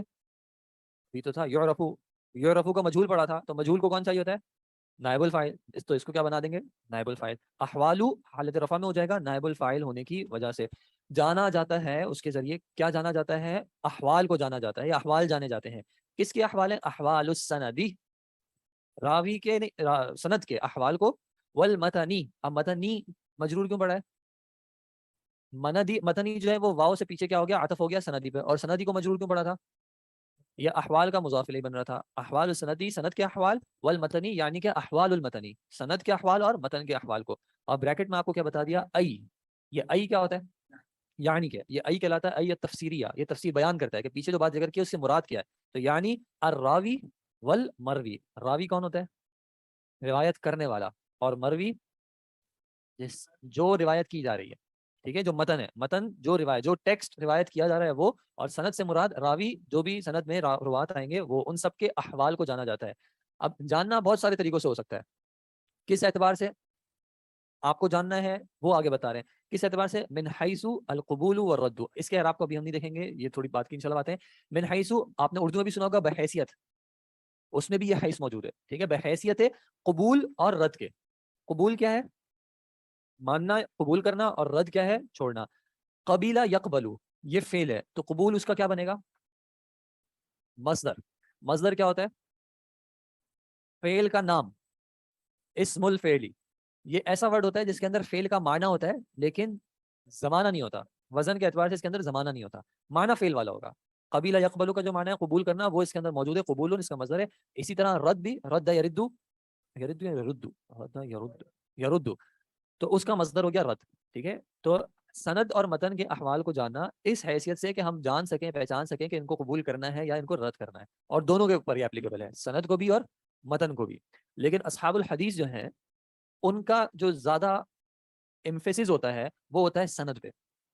متن سیکنڈری سگنیفیکینس رکھتا ہے. کبھی کبھی متن پہ بھی کلام ہوتا ہے لیکن زیادہ سگنیفیکینس کس کو ہوتی ہے؟ سند کو. اگر سند پہ پورا بھروسہ آ جائے تو پھر متن مانیں گے چاہے متن عقلاً سمجھ میں آ رہا ہو یا نہ آ رہا ہو. ایک ہوتے ہیں اصحاب یعنی یہ ایک علم کہلاتے ہیں علم الروایہ و الدرایا. کچھ کا فوکس ہوتا ہے وہ کہتے ہیں سند کو چھوڑ دو, سند کو چھوڑ دو, بات کرو متن کی. متن سمجھ میں آ رہا ہے, سینس بن رہا ہے, اچھی بات لگ رہی ہے, اس کو مان لو. متن پرابلمٹک لگ رہا ہے, عقل کو سمجھ نہیں آ رہا, سند جیسی بھی ہو سند کو چھوڑ دو. ٹھیک ہے. ان کا کیا چلتا ہے, کہتے ہیں متن دیکھو. اور آج کل بھی یہ لوگ موجود ہیں کہ وہ کہتے ہیں متن سمجھ نہیں آ رہا, یہ بات جو ہے عقل کو بھا نہیں رہی, غیر معقول لگ رہی ہے, تو یہ بات شریعت کی نہیں ہو سکتی. جی, کہ مثال کے طور پہ کسی کا قول ہے کہ یہ جو یاجوج ماجوج کی یہ جو دجال کی جو باتیں ہیں, یہ جو فتنوں کی باتیں ہیں, یہ اتنا عرصہ ہو گیا ابھی تک کچھ نہیں ہوا, تو یہ غیر معقول بات ہے. تو اس لیے کیا ہے کہ ان باتوں کو, اور دوسرا جو ذکر کر رہے ہیں تو ان میں بھی یہ چیز دکھتی ہے کہ یہ بات جو ہے وہ عقلاً جو ہے صحیح نہیں لگتی یا فطرتاً صحیح نہیں لگتی, تو وہ سند کو چھوڑ دیتے ہیں, کہتے ہیں متن جو ہے اس کو نہ ہے. اور اسی طرح کچھ آپ نے دیکھے ہوں گے جو صورتوں کے فضائل اور قصے اور کہانیاں سنا رہے ہوتے ہیں, اور سند چھوڑنے کیسی ہے, کیوں؟ کیونکہ مانا تو اچھا ہے نا, ضعیف ہے تو کیا ہوا, موضوع تو کیا ہوا, حدیث تو ہے نا. ٹھیک ہے, ہاں ٹھیک ہے, موضوع پہ تو نہیں جائیں گے نا. ٹھیک ہے, تو وہ کیا کرتے ہیں, یعنی اصحاب الحدیث کیا کرتے ہیں, وہ کہتے ہیں کہ سند کو دیکھیں کیونکہ متن ڈیپینڈ کر رہا ہے سند پہ. آگے آئے گا سند کا جو ورڈ ہے, اس میں نہیں ذکر, سند کا جو ورڈ ہے, دا ورڈ سند, یہ ڈیپینڈ کر, یہ اس کا مسند آپ نے سنا ہے, کہتے ہیں مسند کیا ہوتی ہے, بیٹھنے کی جگہ جس پہ انسان اعتماد کر رہا ہوتا ہے, وہ ہٹا دے نیچے سے تو انسان, تو سند جو ہے, سند کو سند اس لیے کہا جاتا ہے کیونکہ پورا متن اس پہ ڈیپینڈ کر رہا ہوتا ہے. سند میں کوئی پرابلم آئے گا, اس متن کو ایکسیپٹ کرنا مشکل ہو جائے گا. کیوں مشکل ہو جائے گا؟ کیونکہ اس دین میں رہنا ہے قیامت تک. اگر کوئی بھی شخص بیچ میں کہہ دے کہ یہ آپ کا کیسا دین ہے, یہ تو ایسے لوگوں سے روایت کیا جا رہا ہے, کہ آپ تو شراب پینے والے سے اگر روایت لے رہے ہیں تو آپ کے دین پہ تان آئے گا. ٹھیک ہے, تو اس وجہ سے سند کو فوکس بنایا جاتا ہے کہ سند میں اگر کہیں پہ بھی پرابلم آئے گا, کوئی راوی ایسا آ جائے جس کے بارے میں شک پڑ جائے کہ یہ شاید دنیاوی معاملات میں جھوٹ بولتے ہیں, تہمت لگ جائے کہ یہ دنیاوی معاملات میں جھوٹ بول رہے ہیں, تو ان سے بھی روایت کو لیتے ہوئے احتیاط برتا جائے گا. اگر ایک حدیث اس اعتبار سے جاتی ہے تو جائے, اللہ نے حفاظت کرنی ہے, اللہ کہیں اور سے پہنچا دے گا. لیکن کل کو اس چیز کا جواب دینا مشکل ہو جائے گا کہ آپ ایسے شخص سے دین لے رہے ہو جس کے اوپر جھوٹ کی تہمت ہے. جب اس نے دنیا میں جھوٹ بولا تھا, موبائل بیچنے کے لیے جھوٹ بولا تھا, آپ کو کیا پتا حدیث میں اس نے جھوٹ بولا ہو نہ بولا ہو. تو اس اعتبار سے اہل الحدیث زیادہ فوکس کرتے ہیں سند پہ, اور سند پہ ریگرس قسم کے چیکس ہوتے ہیں ایک ایک شخص پہ, کہ یہ کیسا, کہاں تھا, کیا تھا, اس کے بارے میں دوسروں کے کیا اقوال ہیں, وغیرہ وغیرہ وغیرہ. اگر یہ سارے لوگ صحیح ہیں, متن آپ کو سمجھ میں آ رہا ہے نہیں آ رہا ہے, آپ اس کو آگے بیان کر دیں. نبی صلی اللہ علیہ وسلم کی ایک اور حدیث بھی کیا ہے, اللہ اس شخص کے چہرے کو تر و تازہ رکھے جو ہم سے کوئی بات سنتا ہے اور آگے پہنچا دیتا ہے جیسے اس نے سنی. اور جیسے اس نے سنی کا کیوں آگے بتایا, کیونکہ کبھی کبھی کیا ہوتا ہے کہ جس کو پہنچائی جا رہی ہوتی ہے نا, وہ زیادہ سمجھنے والا ہوتا ہے پہنچانے والے سے. کہ میں آپ کو ایک بات بتاؤں گا, مجھے کم سمجھ میں آئی ہے, آپ کو زیادہ سمجھ میں آ جائے گی. اب اگر میں اسی پہ ڈیپینڈ کر جاتا کہ یار مجھے سمجھ نہیں آ رہی, چھوڑو اس کو, تو پھر پرابلم ہو سکتا ہے. میرا سمجھنا اتنا ضروری نہیں ہے. بہت عرصہ ایسا رہا ہوگا کہ دین کی کچھ باتیں جو ہیں لوگوں نے کہا ہوگا یار یہ آخرت کے معاملات ہیں, جب ہوں گے تب سمجھ میں آ جائیں گے. اور اب لوگوں کو سمجھ میں آ جاتے ہیں کچھ معاملات کہ بھائی یہ نبی صلی اللہ علیہ وسلم نے جب بتایا تھا, تو دیکھیں آج ہمیں اس کی پریکٹیکل دکھ رہا ہے کہ کس طرح ہو رہا ہے. تو اس طرح آگے کے بھی کچھ معاملات ہیں جو ابھی ہمیں سمجھ میں نہیں آ رہے, جب واقع ہوں گے تب لوگوں کو سمجھ میں آ جائیں گے کہ کیا مراد تھی.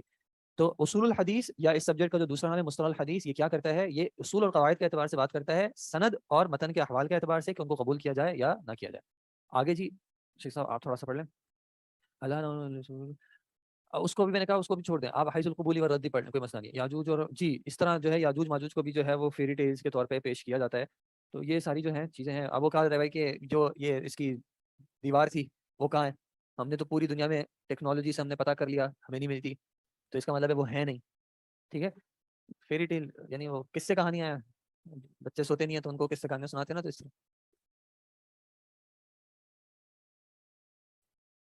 الراویہ والمرویہ آئی کہ کیونکہ آپ نے اس میں کیا مراد نکالی یعنی, تو اس میں یہاں پہ فعل محذوف کریں گے, اعنی میری مراد ہے الراویہ والمرویہ, یا تو یہ کر لیں گے یا پھر آپ اس کو جس چیز کے یہ بدل میں آ رہا ہے, کس کے بدل میں آ رہا ہے, سند کس کے بدل میں آ رہا ہے, او راوی کس کے سند کے بدل میں آ رہا ہے اور مروی متن کے بدل میں آ رہا ہے, تو ان کا اعراب بھی دے سکتے ہیں.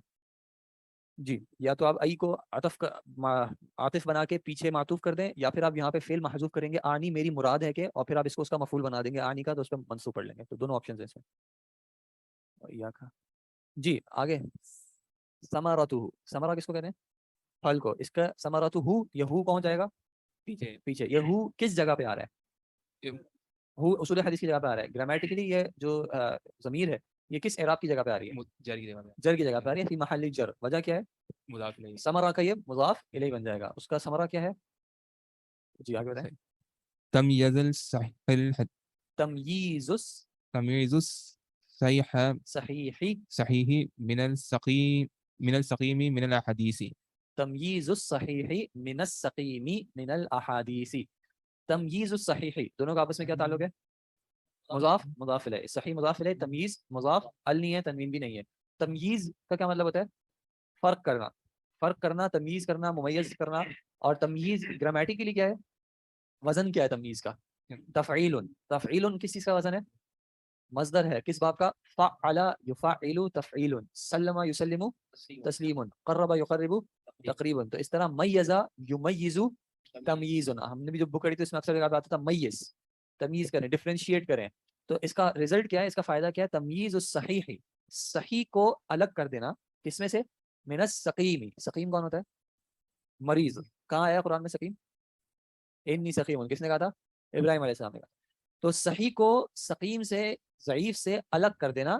من الاحادیث، احادیث میں سے. احادیث یہ عدد کے اعتبار سے کیا ہے؟ جمع ہے. اس کا واحد کیا ہے؟ حدیث. تو حدیث سے احادیث بنانا، یہ کس طرح کی جمع ہے؟ نہیں لیکن جمع مکسر ہے. ہاں وہ تو ٹھیک ہے، لیکن جمع مکسر تو ابھی یار وہ آگے چھوڑو. جمع مکسر، جمع سالم کیسی ہوتی ہے؟ یا آخر میں واؤ نون آتا ہے یا یا نون آتا ہے مذکر کے لیے، اور مؤنث کے لیے الف تا آتا ہے. بارک اللہ فیکم. اور اس کا وزن اصلی جو ہے وہ برقرار رہتا ہے. ٹھیک ہے، یہاں پہ وزن برقرار ہے. حدیث تھا، یہ احادیث ہو گیا. شروع میں حمزہ آ گیا، ہا کے بعد الف آ گیا.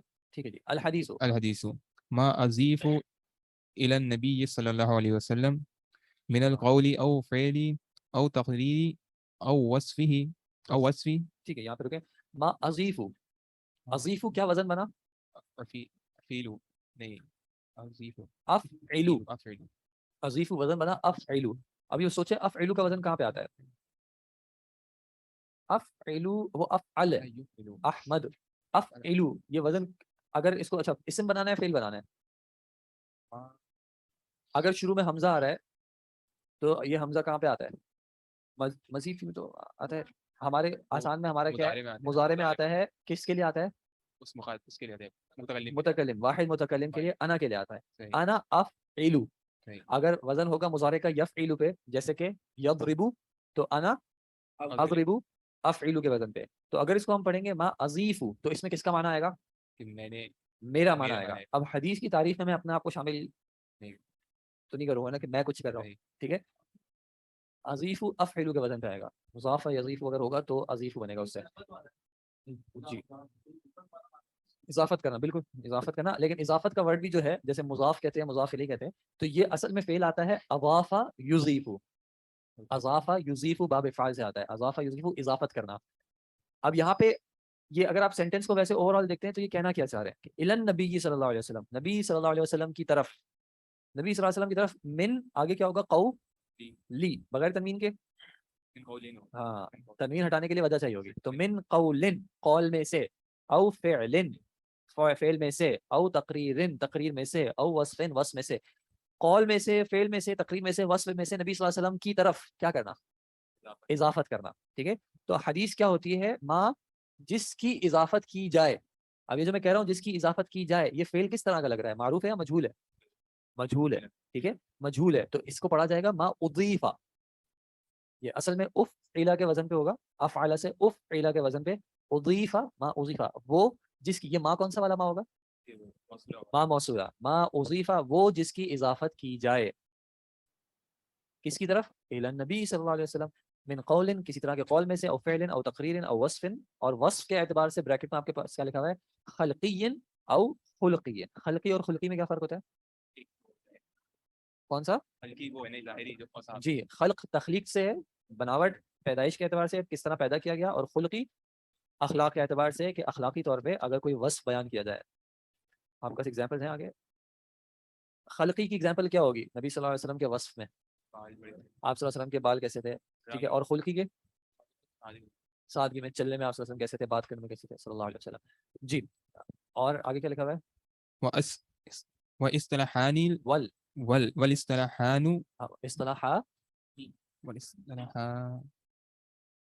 اصطلاحانا نونی. اچھا آگے پڑھیں آگے. الخبر والعصر. يستعملان پڑھ لو پورا سینٹینس پڑھ لو. والعصر يستعملان في المعنى الحديث وفي المعنى الآخر أيضا. کچھ معنی سمجھ آیا؟ اصطلاحان، اصطلاحان کا مطلب اصطلاح میں مطلب صحیح ہے اصطلاح میں الخبر والاثر، خبر اور اثر. آگے ورڈ جو لکھا ہے اس کا معنی کیا ہوگا؟ استعمال کرنے کی بات ہو رہی ہے. فی معنی الحدیثی، حدیث کے معنی میں، وفی معنی آخر ایضا، اور دوسرے معنی میں بھی. تو خبر اور اثر کے بارے میں کہا جا رہا ہے کہ یہ خبر اور اثر کا جو ورڈ ہے، یہ ٹاپک آپ کا کیا چل رہا ہے؟ مصطلح الحدیث. اس میں آتی ہیں اصطلاحات. تو اصطلاح کتنی اصطلاحات ہوئی؟ ایک. تسنیہ کیسے بناتے ہیں؟ اصطلاحانی. تو کیسے پڑھیں گے؟ والاصطلاحانی. اور دو اصطلاح، کون سی دو اصطلاح؟ وہ آگے ذکر کیا، الخبر والاثر، کہ خبر اور اثر. یہ خبر اور اثر بھی جو ہے، اچھا اب آگے فعل دیکھیں. یہ فعل ہم نے تسنیہ کا اس طرح سے اتنا پڑھا نہیں ہے. اب اس کو یا تو ہم پڑھیں گے استعملا یستعملو سے یستعملانی، استعملو یستعملانی. اس کا مطلب کیا ہوگا؟ وہ دونوں استعمال کرتے ہیں. اب میں کہوں گا کہ خبر اور اثر استعمال کرتے ہیں، تو خبر اور اثر کیا استعمال کریں گے؟ کچھ استعمال کریں گے یا ان کو استعمال کیا جائے گا؟ جب ان کو استعمال کیا جائے گا تو میں اس فعل کو کیسے پڑھوں گا؟ مجہول میں. والخبر والاثر یستعملان، ان دونوں کو استعمال کیا جاتا ہے، ان دونوں کو یوز کیا جاتا ہے. آگے کیا ہے؟ فی معنی الحدیثی، حدیث کے معنی میں، وفی معنی آخر ایضا، کسی اور معنی میں بھی استعمال کیا جاتا ہے. کیا بتانا چاہ رہے ہیں کہ ایک اصطلاح آپ کو بتائیے حدیث. حدیث کس کو کہتے ہیں؟ ہر وہ چیز جس کی نسبت کی گئی ہے نبی صلی اللہ علیہ وسلم کی طرف، اقوال میں سے، افعال میں سے، تقاریر میں سے. تقریر کس کو کہتے ہیں؟ نبی صلی اللہ علیہ وسلم کے سامنے کچھ ہوا یا آپ صلی اللہ علیہ وسلم کو کچھ پتا چلا کہ کچھ معاملہ کیا گیا ہے، اور نبی صلی اللہ علیہ وسلم نے اس کا نہ انکار کیا نہ اس کی تعریف کیا، خاموش رہے، تو یہ کیا ہو گئی؟ آپ صلی اللہ علیہ وسلم کی تقریر کہ آپ نے اس کو اپروول دے دیا. اور وصف، یا آپ صلی اللہ علیہ وسلم کو کوئی وصف. یہ ساری چیزیں کیا کہلاتی ہیں؟ حدیث کہلاتی ہیں. کیریکٹرسٹک، صفت. اب یہ کہہ رہے ہیں کہ یہ الخبر اور الاثر، یہ دو اور اصطلاحات ہیں. کبھی کبھی کیا ہوتا ہے کہ ان دونوں سے بھی مراد کیا ہوتی ہے؟ حدیث. کہیں کہیں گے جاء فی الخبری، کہ آیا ہے خبر میں، تو یہاں پہ خبر سے کیا مراد ہوگی؟ حدیث. کہیں گے جاء فی الاثری، اثر میں آتا ہے، تو اثر سے کیا مراد ہوگی؟ حدیث. لیکن کبھی کبھی خبر اور اثر جو ہے وہ دوسرے معنی میں بھی استعمال ہوتی ہے. دوسرے معنی سے کیا مطلب ہے؟ کہ صحابی کا قول ہو یا کسی اور امام کا قول ہو، تو یہ ان معنی میں بھی استعمال ہو جاتا ہے. حدیث عام طور پہ جو ہے وہ نبی صلی اللہ علیہ وسلم کی طرف ہی کہا جاتا ہے. لیکن لغتاً، لغتاً کا مطلب کیا ہے؟ ڈیفالٹ پوزیشن جو ہوتی ہے لغتاً مطلب لینگویج میں. لینگویج میں حدیث کس کو کہتے ہیں؟ بات کو، یا بات کو یا پھر کسی نئی چیز کو. حدیث میں معنی جدید بھی ہوتا ہے کہ کوئی نئی چیز ہوگی وہاں پہ بھی آ سکتا ہے حدیث، یا کسی کی بات ہوگی اس میں بھی آ سکتا ہے حدیث. ٹھیک ہے. لیکن اصطلاح میں، کس اصطلاح میں؟ ابھی ہم جو سبجیکٹ پڑھ رہے ہیں اصول الحدیث کی اصطلاح میں، حدیث کا کیا مطلب ہوگا؟ وہ بات یا وہ قول یا وہ تقریر یا وہ وصف جو نبی صلی اللہ علیہ وسلم کی طرف نسبت کیا جا رہا ہے. اور اس کانٹیکس میں کبھی کبھی خبر اور اثر کا ورڈ بھی یوز کیا جائے گا، اور معنی اس سے کیا ہوگا؟ یہی چیز ہوگی کہ وہ چیز جس کی نبی صلی اللہ علیہ وسلم کی طرف نسبت کی جا رہی ہے. جی جناب. وفی معنی آخر، آخرہ بتائیں آپ، آخرہ کا کیا اعراب ہے؟ وفی کی بات کیا ہوگا؟ معنن، منصوب معلوم آ رہا ہے. بالکل صحیح. تو فی کیا کر رہا ہے؟ سردیاں تو آئی نہیں ہے کہ چنے بنائے. نہیں، سردیوں میں کیا ہوتا ہے وہ اس کو کیا کہتے ہیں جو باہر ملتے ہیں؟ مونگ پھلی، شکر کندی اور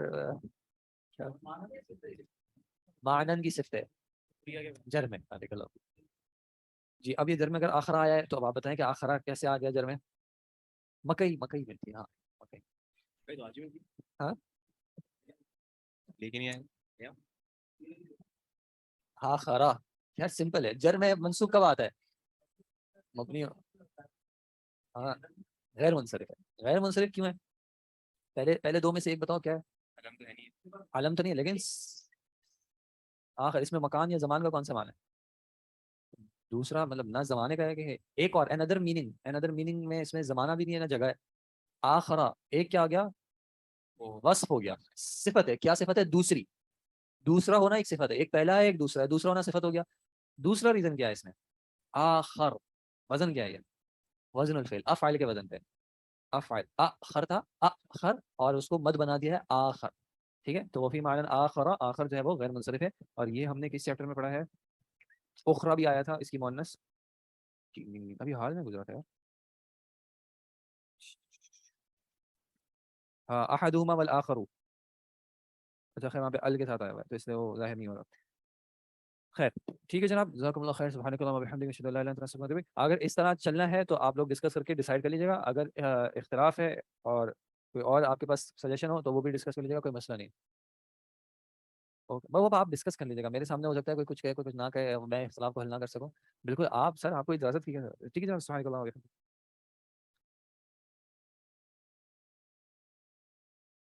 السلام علیکم ورحمۃ اللہ وبرکاتہ. الحمد للہ والصلاۃ والسلام علی من لا نبی بعدہ. طے یہ پایا ہے کہ انشاءاللہ سیکنڈ سیمسٹر جب شروع ہوگا اس میں ہم آپ کو ابن ماجہ پڑھائیں گے, ٹھیک ہے. اور اب جو رہ گئی ہیں 1-2 کلاسیں, اس میں ہم آپ سے باتیں کریں گے, ٹھیک ہے.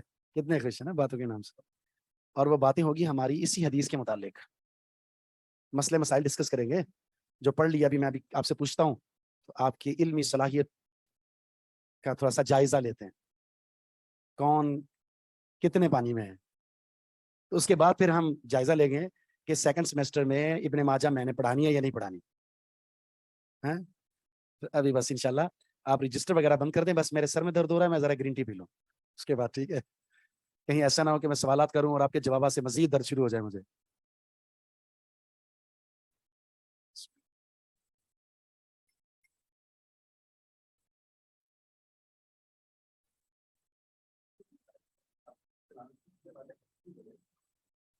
ابن ماجہ کی وجہ یہ ہے کہ سنن نسائی چونکہ اگلے سال ہے, اور اگلے سال جو تیسرا سال ہے آپ کا, اس میں ابن ماجہ فرسٹ سیمسٹر میں ہے اور سیکنڈ میں ترمذی, اور ترمذی کا مواد تھوڑا زیادہ ہے. تو ہم چاہیں گے کہ اگلے سال آپ کا دونوں سیمسٹر میں ترمذی ہو, اور ابن ماجہ کی حدیثیں تقریباً کوئی 250 ہیں, تو ہم سیکنڈ سیمسٹر میں اس کو کمپلیٹ کر لیں گے. اس میں سے 1800 ہے, وہ پورا سال ہے, وہ پورا سال ہے, صرف مقدمہ رکھا گیا اس لیے کہ وہ جو مقدمہ ہے نا صحیح مسلم کا, اس کا ابن ماجہ کا بہت اچھا ہے. جب شروع کریں گے تو باتیں کریں گے نا. ابھی ابن ماجہ کیا چیز ہے, تو آپ لوگ کتابیں یہاں سے لے لیجیے گا. ابن ماجہ مطلب یہاں سے نوٹس ہی ہیں اس کے 260 حدیثوں کا. ابھی سے لینا شروع کر دیں تاکہ پیپر تک مکمل ہو جائیں.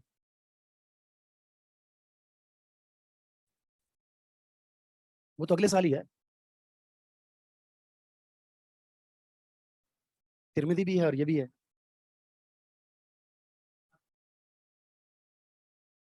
ہزار تک تو ہو جاتی ہیں.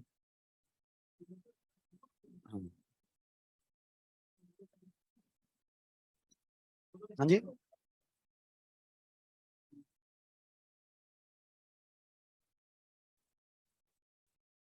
جی ہاں انشاءاللہ تقریباً 4000 سے کچھ ہیں. ترمذی میں 5000 ہیں, 5000 سے کچھ کم ہیں. نسائی میں 5700 ہیں. ابو داؤد میں تقریباً کوئی 52-5300 ہیں.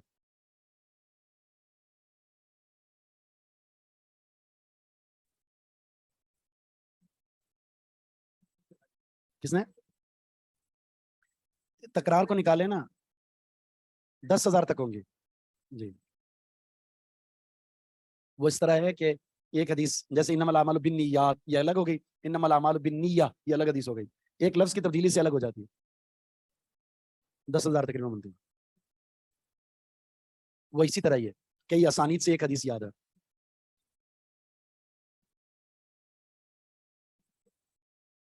جی ہاں تقریباً یہی 5000 سے کچھ ہے اوپر. صحیح مسلم میں ایسے ہی ہے 6000 کے قریب ہے. چلے ہم آپ سے انشاءاللہ مسائل شروع کرتے ہیں, ٹھیک ہے. آپ نے اپنے رجسٹر وغیرہ بند کر لینے, یہ پانی پی لیں آپ. میں سوال کروں گا اور جس کے نمبر مطلب جو غلط جواب دے گا جس سے پوچھوں وہی بتائے گا, اور اس کے بعد پھر میں نمبر بھی اس پہ لکھتا جاؤں گا کس نے غلط جواب دیے ہیں. جی ہاں بالکل ایسے ہی. 10 سوال اگر کیے کسی سے اور اس نے 8 غلط جواب دیے تو اس پہ جرمانہ لگائیں گے انشاءاللہ, اور جرمانے سے پارٹی ہوگی انشاءاللہ, ٹھیک ہے. اب صحیح ہے, پارٹی ہوگی. زیادہ جواب جس کے غلط ہوئے.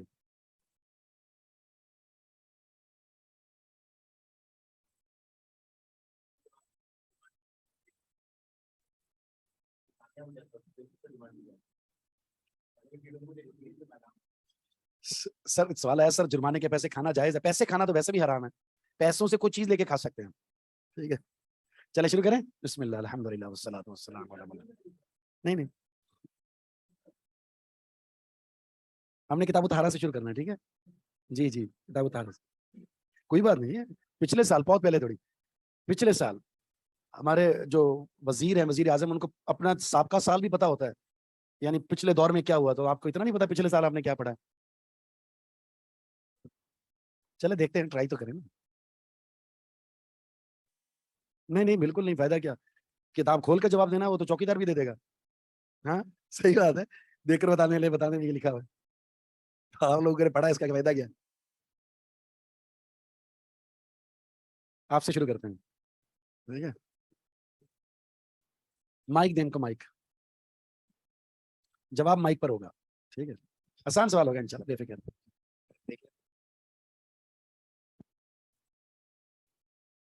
آپ سے ہم آسانی پوچھیں گے. نیت کا محل کیا ہے, جگہ کون سی ہے نیت کی؟ نیت کا محل کیا ہے, یعنی نیت کی جگہ کیا ہے؟ دل.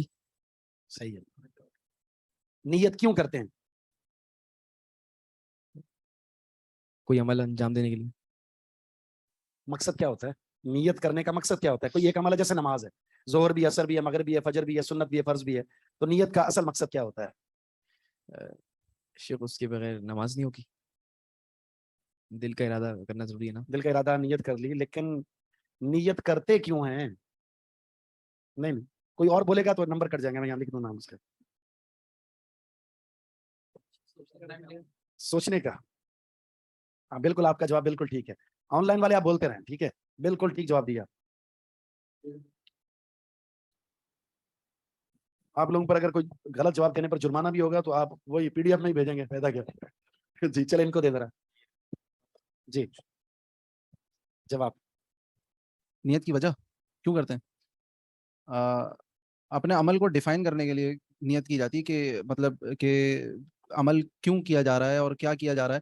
تو اور ایک شعور کے اندر اس چیز کو باور کرانے کے لیے کہ میں عمل کیوں کر رہا ہوں, اس لیے نیت کی جاتی ہے.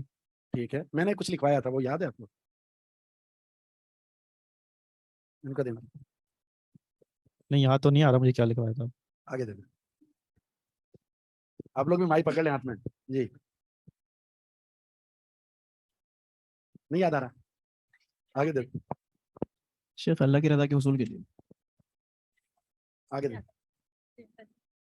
غالباً ارادہ تھا, ارادہ. ارادہ, یہ تو ہو گیا نیت, ارادہ. لیکن نیت کرتے کیوں ہیں, کیوں ضروری ہے؟ ویسے اللہ کے لیے عبادت کر رہے ہیں, لیکن مقصد کیا ہے؟ اعمال کی قبولیت کی شرط ہے. وہ تو نیت ہے, ٹھیک ہے. نیت کرنے کی وجہ کیا بنی؟ نیت کر لی آپ نے, ہاں لیکن نیت, ہر عمل میں نیت کیوں ضروری ہے؟ شرط ہے نا, انما الاعمال بالنیات میں جو آپ نے پڑھایا تھا. میں نے وہاں کچھ وجوہات ذکر کی تھی کہ نیت کرنے کے مقاصد میں ایک تو اللہ کی رضا ہوگی, دوسری اہم ترین وجہ کیا تھی؟ جی آپ شروع کریں, یہاں سے شروع کر دیں. آپ بتانا نہیں ہے, تاکہ وہ جواب جو آپ کا درست ہے وہ کسی اور کو پتا چل گیا تو آپ کے نمبر کیا ہے. جی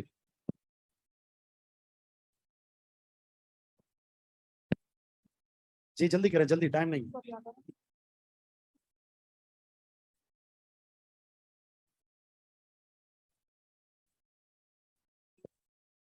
بس ختم. مطلب ویسے آپ لوگوں کا مقابلہ ہو رہا ہے, برابر ہے ماشاءاللہ. تمییز بین العبادات, عبادات میں فرق کے لیے, فرض کو نفل سے, نفل کو نفل سے, سنت کو سنت سے فرق کرنے کے لیے, جدا کرنے کے لیے. اللہ کی رضا تو ہے ہی ہے, لیکن اصل مقصد ہوتا ہے کہ آپ ظہر کی نیت بھی کر رہے ہیں, عصر کی بھی نیت کر رہے ہیں, سنت کی بھی نیت کر رہے ہیں, تاکہ فرض کا اور سنت کا اور فرض کا آپس میں تمیز قائم ہو سکے. تمییز بین العبادات, ٹھیک, عبادات میں تفریق, تاکہ عادت اور عبادت میں فرق ہو سکے, عادت اور عبادت میں فرق ہو سکے, اور پھر عبادات کے درمیان بھی فرائض اور نفل میں فرق ہو سکے, اور پھر آپس میں فرائض میں بھی فرق ہو سکے, کہ ساری فرض ایک جیسی نہیں ہے, یہ ظہر ہے, یہ عصر اور یہ مغرب ہے. یہاں سے دوبارہ شروع کرتے ہیں, بلکہ یہاں سے نہیں, بلکہ وہاں سے, کیونکہ ایک آپ سے سٹارٹ کیا تھا وہاں سے. مائے قلیل کسے کہتے ہیں؟ چلے آپ میں سے جس کو جواب آتا ہے وہ بتا دیں. اب ہم بات کریں گے ٹیم بائی ٹیم, ٹھیک ہے. مائے قلیل اور مائے کثیر. جی کم پانی اور زیادہ پانی. یہ تو ترجمہ ہو گیا نا, کم پانی زیادہ پانی, پانی بارش زیادہ آتا ہے تو پانی زیادہ آتا ہے. تو آپ نے بتانا یہ ہے کہ کس کو کہتے ہیں. ایک منٹ پہلے وہاں سے فائنل جواب آ جائے.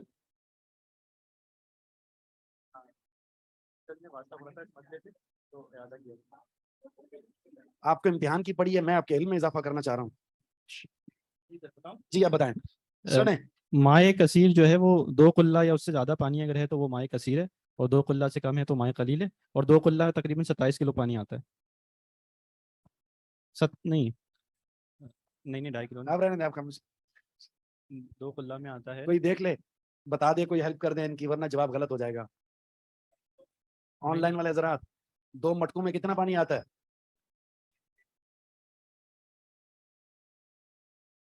مٹکوں میں کتنا پانی آتا ہے بتائیں، ورنہ آپ کو مٹکا بنایا جائے گا. نہیں دیکھ کے بتانا واللہ، بس اتنی جلدی. 5 من 27 کلو. ہاں یہ تو آتا تھا ہمیں، یہ تو آتا تھا ہمیں. 5 من نکال کے اب 27 کلو پہ آئے. مائع قلیل کا کیا حکم ہے جی آپ لوگ بتائیں گے؟ ابھی تک برابر ہے، دونوں فیل ابھی تک میرے نزدیک. مائع قلیل کا کیا حکم ہے اگر نجاست گر جائے، اور مائع کثیر کا کیا حکم ہے اگر نجاست گر جائے؟ پاک کرنا ہوگا. سر میں بتاؤں؟ جی سر نہیں، بتاؤں. ایک منٹ. ہم نے 10 سوال کرنے، ٹھیک ہے. 10 سوال میں جو ٹیم جیتے گی تو ان کو وہ ہارنے والی ٹیم انشاءاللہ کچھ کھلائے گی، ٹھیک ہے. چلے ابھی ایک دونوں میں فیل ہو گئے. دوسرا سوال ہے جی اب پہلے بتائیں مائع قلیل کے بارے میں. مائک قریب کریں اور مائع قلیل کے بارے میں بتائیں. صحیح. پھر آپ جواب کیوں دے رہی ہے؟ بس ہو گیا. اب آپ لوگوں کی باری ہے. جی سر. سنیں آپ. جی مائع قلیل میں اگر کوئی نجاست گر گئی ہے تو اس پانی کو ضائع کر دیا جائے گا، وہ نجس ہو گیا. نجس ہو گیا، صحیح. گرتے ہی نجس ہو گیا. صحیح. اور مائع کثیر میں اگر کوئی نجاست گری ہے تو سب سے پہلے تو اس نجاست کو نکال کے پھینکیں گے. ہاں. ٹھیک ہے. اس کے بعد 3 چیزیں دیکھی جائیں گی اس میں، اس کا رنگ، اس کا بو، اس کا ذائقہ. اگر وہ تینوں چیزیں ٹھیک ہیں تو پانی قابل استعمال ہے، اور اگر ان تینوں چیزوں میں کسی میں نقص آ گیا تو وہ نجس سے اس کو بھی ضائع کر دیں گے. بالکل صحیح جواب. ٹھیک ہے. تو آپ لوگ 2 میں ناکام ہو گئے، آپ 1 میں جیت گئے. اب 1 آگے جا رہے ہیں، لیکن اب جو ہے آپ نے جواب نہیں دینا. ٹھیک ہے. اب ان میں سے کوئی اور دے گا. سوال نمبر 3 مشکل سا دیکھیں.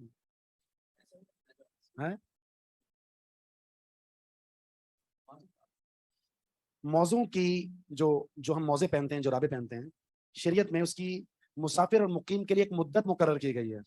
ایک منٹ صبر کریں، میرا بات سوال مکمل ہے. وہ مدت کب شروع ہوتی ہے، کب ختم ہوتی ہے، مسافر کے لیے کتنی ہے، مقیم کے لیے کتنی ہے، اور موضوع پر مسا کی کیا شرائط ہے؟ یہ ایک سوال ہے. ٹھیک ہے. سوال کے اندر 3 جز ہیں. مدت کتنی ہے، مدت کا آغاز کب ہوگا، اور شرائط کیا ہے. ٹھیک ہے. اب آپ لوگوں کی باری ہے میرے خیال میں. ٹھیک ہے. چلیں آپ جواب دینا چاہ رہے ہیں، مائک دیں ذرا. تیسرا سوال آپ سے ہوگا، اس کے بعد پھر ان سے ہوگا. پہلے اس کی حد بتا دیں کہ حد کتنی ہے. ہاں تینوں چیزیں بتا دیں. حد مقیم کے لیے تو 24 گھنٹے نہیں، 1 دن اور 1 رات. 24 گھنٹے ہو گئی. فرق ہے دونوں میں، 24 گھنٹے میں اور 1 دن اور 1 رات. آپ 1 دن اور 1 رات کے ہیں. ٹھیک ہے. دوسری چیز، اور مسافر کے لیے 3 دن. ٹھیک ہے. اور 3 دن 3 دن مطلب 3 دن 3 راتیں. ٹھیک ہے. اور اسی طرح مسا کرنے کا حکم یہ ہے کہ اس سے پہلے آپ نے وضو کیا ہو. ٹھیک ہے. پہلی شرط یہ ہوگی وضو کیا ہو. دوسری شرط کیا؟ اس کی کتنی شرائط بتانی؟ 3-4 ہیں. ایک تو یہ ہو گیا نا کہ پہلے وضو کیا ہو، وضو کر کے پہنی ایک شرط ہوگی، اور باقی 3 اور ہیں. ہاں مدد کر سکتے ہیں آپ. نہیں ہاں ٹھیک ہے. ان کو دیں ذرا. نہیں وہ تو یہ تو طے ہے نا کہ گھٹنے سے نیچے تو وہ جراب ہی نہیں ہوئی نا. جی ہاں یہ آپشن بھی ہے کہ آپ دوسرے کی مدد کر سکتے ہیں. جی جلدی بولیں. جو موزہ ہے وہ ٹخنے سے جو ہے اس سے اوپر ہو، اور اتنا کس سے اوپر ہو؟ ٹخنوں سے اوپر ہو. ٹھیک ہے. اور اتنا باریک نہیں ہو کہ اس سے ٹانگ نظر آ رہا ہو. ٹھیک ہے. صحیح. سوراخ پھٹا ہوا بھی نہ ہو. ٹھیک ہے. یہ 4 شرطیں ہوگی. باوضو پہنا ہو، ٹخنوں سے اوپر ہو، بہت زیادہ باریک بھی نہ ہو، اور پھٹا ہوا بھی نہ ہو. ٹھیک ہے. جواب درست ہے. 2 ہو گئے. جی آپ لوگوں کی باری. کیا وہ تو ہوگی نا 3 اور. شروع کب سے ہو رہی مدت؟ جب سے وضو کرنے کے بعد سے، پہننے کے بعد سے، نیت نہیں کے بعد سے. جب ہم نے وہ پہنا تھا نا، یعنی وضو سے شروع نہیں ہوگی، جب ہم نے پہنا تھا اس وقت. جی آپ لوگوں سے سوال، آپ لوگوں سے، جو ہمارا واجبی غسل ہوتا ہے اس میں سر پر پانی کتنی دفعہ ڈالتے ہیں آپ لوگوں کے؟ مائک میں جواب دیں. متفقہ فیصلہ ایک جواب بتائیں. 3 دفعہ یا 4 دفعہ؟ 4 دفعہ. ایک دفعہ اور بتا دیں. 4 دفعہ.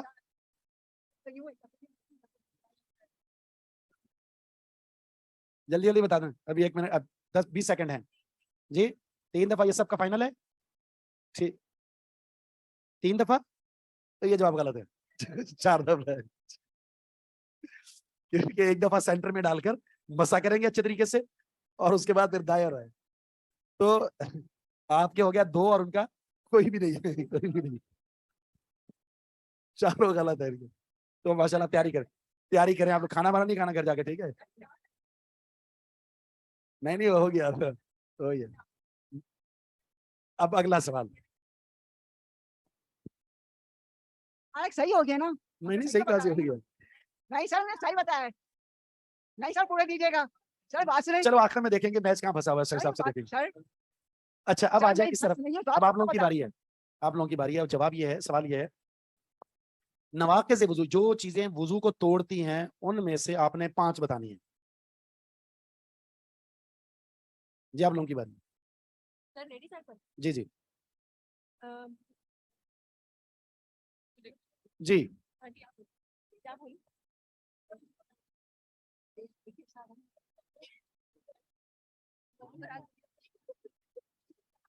जल्दी करें जल्दी, बस 10 सेकंड रह गए बाकी। चले आप लोग ये सवाल आप लोगों से करते हैं, ठीक है? हाँ, आप लोगों से कोई और सवाल करता हूँ, ठीक है? चले आप बताएं, 5 चीजें बताएं। जी जी आप बताएं, चलो आप भी तो कुछ बोले। हाँ जी, गिनने में 5 है। नंबर 1 ऊँट का गोश्त खा लिया, ऊँट का गोश्त खा लिया, गहरी नींद, गहरी नींद, सही है, बौलो बरास, बरास, गैस का खराज, री बरास खारिज में आ होना, गया, हाँ री, बरास 3 हो गई। ठीक है, और बरास, ऊँट का गोश्त, गहरी नींद 3 हो गई। 2 और इज़्दिवाजी ताल्लुकात जो उसमें नहीं वो 2 गुस्ल में। नहीं आप खामोश नहीं। तो अलग अलग बतानी है क्या? नहीं इसके अलावा बताए, बहुत अहम है, बताएं ना, बताएं जल्दी करें। शेख उसमें आके अचानक से निकल गया, क्या था? आप लोग बोले। बोलो बरास के अलावा ऊँट का गोश्त खा लिया और गहरी नींद, इसके अलावा बेहोशी। शेख वोमिटिंग, बेहोशी तो जवाब नहीं आ रहा था, वोमिटिंग शेख, वोमिटिंग वो उससे उल्टी से, उल्टी से हो गया क्या? जी बिल्कुल सही बात है, जो मिस हो रहा है इनसे आपने सही बताया। उफ अल्लाह, बस 5 सेकंड, आधा जवाब गलत हो जाएगा। चलो ठीक है, हाँ मत से कर, शर्मगाह को हाथ लगाना, शर्मगाह को हाथ लगाने से वजू टूट जाता है। 4 हो गया, उसके बाद एक और भी बताए ना आप, और भी बताए ना, इस्तिहाजा, नाक़िद वुज़ू है, वाजिब गुस्ल तो नहीं है ना? जी आधा कम हो गया, ठीक है? आप लोगों ने बताना है कौन से गुस्ल हैं जो मुस्तहब है, वाजिब नहीं है। आप कोई से 5 गुस्ल बता दें जो वाजिब नहीं है। जुम्मे का गुस्ल है सर, 1 हो गया जुमे का गुस्ल, इस्तिहाजा जो करती है गुस्ल, इस्तिहाजा और ईद वाले दिन, ईद वाले दिन, और 3 हो गए। मैयत को नहलाने के बाद, मैयत के बाद, मैयत को जैसे नहलाया गुस्ल दिया है, ठीक है, और एक रह गया, एक रह गया, एक रह गया ना, पैदा होने के बाद, नहीं वो तो वाजिब है। पैदा होने के बाद, पैदा होने से पहले भी कर सकता है गुस्ल। नहीं सर, मेरा मकसद ये था कि पैदा हुए बच्चे को गुस्ल देना, नहीं उस पर तो वैसे ही फर्क नहीं उसको तो वाजिब है सर। दोनों ईदों का हम इसको अलग अलग गिनेंगे? है। एक ही ईद है, ईद का एक, जुम्मे का, ईद, जुम्मा और मैयत को गुस्ल देने से। और जल्दी इसके अलावा जल्दी बताएं, एक रह गया है, इस्तिहाजा वाला हो गया, एक रह गया है। हाँ? नहीं नहीं नहीं नहीं एक सर, कुर्बानी नहीं, नहीं आ रहा, कुर्बानी, नहीं आ रहा, नहीं आ रहा, यानी हो गया ना ईद का, नहीं वो उन्होंने एक ही में लगाया। चले गलत हो गया, आधा जवाब सही है और आधा गलत हो गया, ठीक है? ज्यादा सही है सर, एक नहीं आया बस। कोई बात नहीं, नहीं सर, हमने पूरा जवाब दे दिया। एक रन से टीम हार जाती है, नहीं हारती, एक रन से हार जाता है। 1 सेकंड में इंसान, सर ये कोई मैच थोड़ी है कि हम रन गिनेंगे। जिंदगी फिर आप बहुत बॉल ही भी कश्मकश नहीं, होता है। सर ये तो जनाब सवाल है। एहराम का गुस्ल है, एहराम का, हज का। ठीक है, एहराम। तो आप लोग ढाई नंबर आगे जा रहे हैं और उनका सिर्फ आधा हुआ है अभी, इन्होंने मानना ही नहीं है, देखना। अच्छा उसके बाद अगला सवाल आप लोगों से, और ये 5वां है। किस 4 किस्म का माल है जिसमें बताया था ज़कात वाजिब होती है? 4 किस्म का माल है, तो कौन सा है? इनकी बारी है, उसके बाद आप लोगों की। जी चार किस्म का माल है जिस पर ज़कात वाजिब हो जाती है, तो वो बताएं वो कौन से 4 किस्म का माल है? 4 चीजें हैं जी। जी शेख ज़ेर इस्तेमाल जो है सोना चांदी वगैरह तो एक एक बोले ना, सोना हो गया, चांदी हो गई, 2 होगा ना दूसरा तीसरी चीज शेख? वो कोई मतलब वो कोई खजाना मिल जाए अपने घर से, मतलब कोई अपने घर से मिल जाए, उसमें भी तो कोई जल्दी बोल रहे हैं आप, आपके उस माल तिजारत, ठीक है 3 हो गए, एक रह गया है, माल मवेशी माल मवेशी जानवर, खेत वगैरह। तो 4 हो गए ना, जानवर, माल तिजारत, सोना चांदी, ठीक है। बाकी जो फसल वगैरह उस पर उशर होता है, इसमें सोना चांदी पर मामूल करेंगे, नकदीज को आप चांदी पर मामूल करेंगे। अब आप लोगों से सही हो गया, 3.5 हो गया आपकी। वो तो उशर है ना, वो हर फसल पर देनी है, सालाना नहीं। चलें, आप लोगों से सवाल है, मसारे पे ज़कात बताइए, जिनको ज़कात देनी 8 है वो बताइए। सर मुसाफिर को एक एक करके जरा गिनते हैं जी। मुसाफिर के लिए, मिस्कीन या मोहताज के लिए, हाँ। और जो ज़कात जमा करते हैं आमिलीन, गर्दन छुड़ाने के लिए, और ज्यादा नहीं, दो अल्लाह के रास्ते में फी सबीलिल्लाह, ठीक है। और ये हो गया जिहाद फी सबीलिल्लाह, और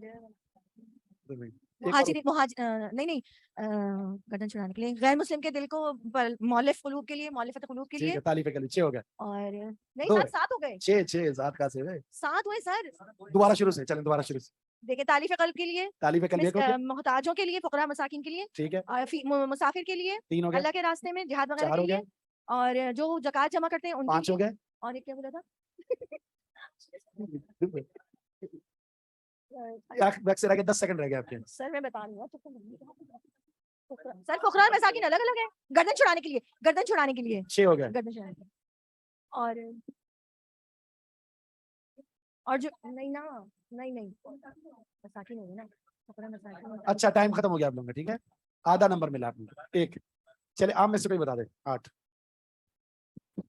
अच्छा, सबसे पहली बात है फुकारा और मसाकिन अलग अलग है। ठीक है, 2 हो गया, ठीक है। ठीक है, आगे चले, आगे चले। फुकारा, ठीक है, मसाकिन, जी आमिलीन ज़कात, ठीक है, गारमीन यानी कर्जदार, ठीक पांचवा रिकाब, गर्दन छुड़ाना, ठीक है, पांचवा, और छठा वब्न सबील, ठीक है, सातवां मौलफत कुलूब, ठीक है, और 8वां फी सबीलिल्लाह। गुड शाबाश। और ये सूरह तौबा की आयत नंबर 60 में। ले आपको 4.5 हो गया, ठीक है, 4.5 उनका है, एक है मेरे को आता है 1.5 चलो ठीक है, 1.5 और 4.5 फर्क है। 3 सवाल रह गए सिर्फ। अब आप लोगों से सवाल होगा पहले, जी आप लोगों से जनाजे की दुआएं सुनाएं। अल्लाहुम्मा अग़फ़िर लिहय्यिना व मय्यितना, सर ये है ना, अल्लाहुम्मा अग़फ़िर लिहय्यिना व मय्यितना व शाहिदिना व गायबिना व सगीरिना व कबीरिना व ज़कीराना व उन्साना, अल्लाहुम्मा कमा नहितु मिन्ना फ़अहिल इस्लाम फ़मन तवफ़्फ़ा मिन्ना फ़तवफ़्फ़हु अलल ईमान, अल्लाहुम्मा ला तुज़िल्लना बअदहु व ला तहरिमना अजरहु। अच्छा, जनाजे का तरीका भी बता दें।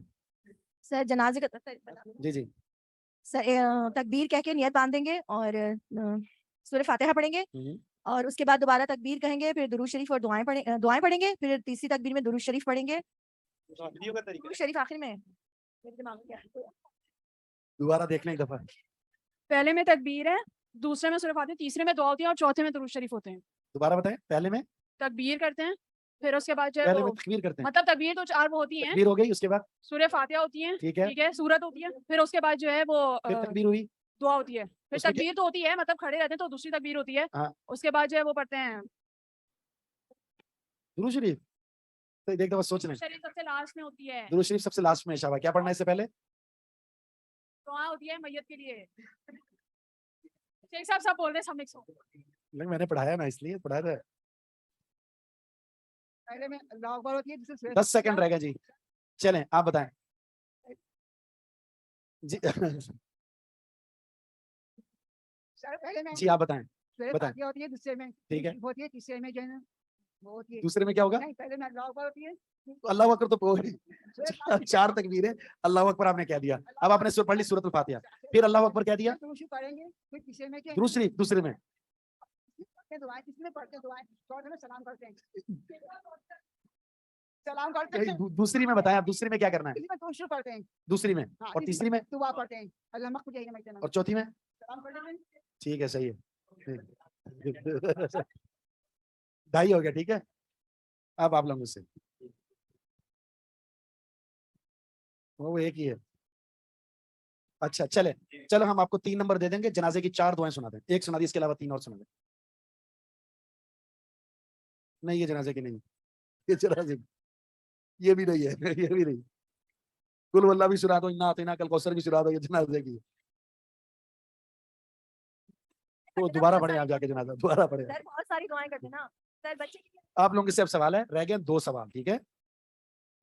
3.5 और 5.5, 2 रह गए। हाँ 4.5, 4.5।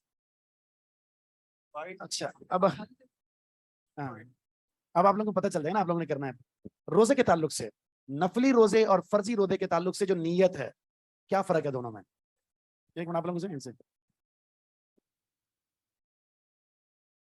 नफली रोज़ा जो है इसकी नियत जो है आप ज़ोहर से पहले कर सकते हैं, ज़वाल से पहले, लेकिन जो फ़र्ज़ रोज़ा जो है रमज़ान वगैरह का, उसकी जो नियत है वो सहरी से पहले करनी ज़रूरी है, उसके बाद नहीं कर सकते तो रोज़ा नहीं होगा। बिल्कुल। और अब साथ में एक सवाल और भी है, और वो ये है कि नफली जो रोजे होते हैं उनमें आपने ज़वाल से पहले नियत कर ली है, और अगर आपने फजर के बाद नाश्ता वाश्ता किया हो तो नहीं, तो फिर नहीं होगा, ना खाना शर्त है उसके दरमियान। फर्ज रोजे को तोड़ने का क्या नुकसान है?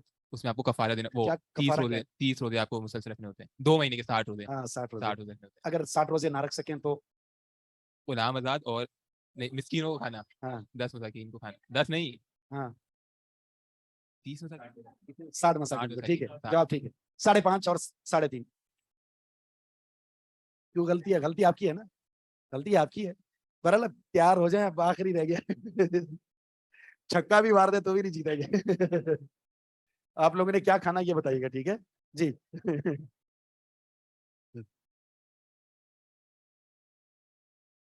चलें अब आखिरी सवाल आप लोगों से, और आप दोनों से होगा।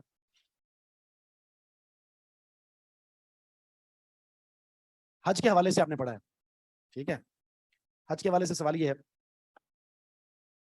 8 तारीख से शुरू होता है, 8 ज़ुल्हिज्जा से, 8, 9, 10, 11, 12, 13। किस दिन कहाँ कहाँ होना है ये बताइएगा जी। आप माइक करीब करें और बताइए। सर 8 तारीख को मिना में जाना होता है, ठीक है, उसके बाद 9 तारीख को ज़वाल से पहले अरफात में पहुंचना होता है, ठीक है। उसके बाद फिर मुज़दलिफा जाते हैं। मिना में क्या मुज़दलिफा, आप मिना से कहाँ गए? मिना से अरफात गए। अरफात में क्या करना है? अरफात में वकूफ करना है, वकूफ करना है, और दोनों नमाजें। आपने हज किया हुआ है? जी अल्हम्दुलिल्लाह। बस आप ना जवाब दें, दूसरा कोई जवाब ये क्या बात है? दे। ठीक है बताए, चले बताए। उसके बाद से वो दोनों नमाजें ज़ोहर और असर मिला के पढ़ी जाती हैं, ठीक है, और फिर सूरज गुरूब होने के बाद मुज़दलिफा जाते हैं, वहाँ पे जितनी भी देर हो जाए असर और सॉरी ईशा और मगरिब मिला के पढ़ी जाती है, ठीक है, और वहाँ पर फिर सो जाते हैं, आराम करते हैं। ठीक है। उसके बाद वहाँ से फिर हम मिना वापस आते हैं, और फिर रमी करते हैं बड़े शैतान की, ठीक है, और फिर उसके बाद हलक होता है और ठीक। कुर्बानी होती है। उसके बाद फिर वहाँ पे तवाफ ज़ियारत के लिए मक्का जाते हैं, और फिर वहाँ से वापस आके तीनों उनकी जो है वो जो रमी जमा रहे तीनों। ठीक है, बिल्कुल सही आपका जवाब, बिल्कुल ठीक है, बिल्कुल ठीक है जवाब। अब हो गया आप 4.5 और आप 5.5 है आपकी। अगर आपने ये जवाब गलत दे दिया तो मैच हो जाएगा बराबर। उनके 4.5 हो गया ना, आपके कितने? अच्छा 5.5 है, जीते हुए हैं। चलो फिर भी एक जवाब, इसके 2 नंबर कटेंगे आपके, ठीक है। सर हम नहीं खिलाएंगे कुछ भी, हम खाएंगे। आप जितवाएं या हरवाएं, नंबर काट के हरवाएं, तभी हम नहीं खिलाएंगे, हम खाएंगे। सर लेटेस्ट काफी अच्छी लगी, लेटेस्ट की। गुलाम की कितनी किस्में बताई थी मैंने? इनसे तीन गुलाम बताई थी। हाँ। एक क्या है? 3 या 4? 4। एक मुतलक गुलाम, एक मुदब्बर, ठीक है, एक मुकातब, चौथा उम्मुल उम्मुल वलद। ठीक है। अब बताएं उम्मुल वलद कौन सा गुलाम, कौन सी लौंडी होती है?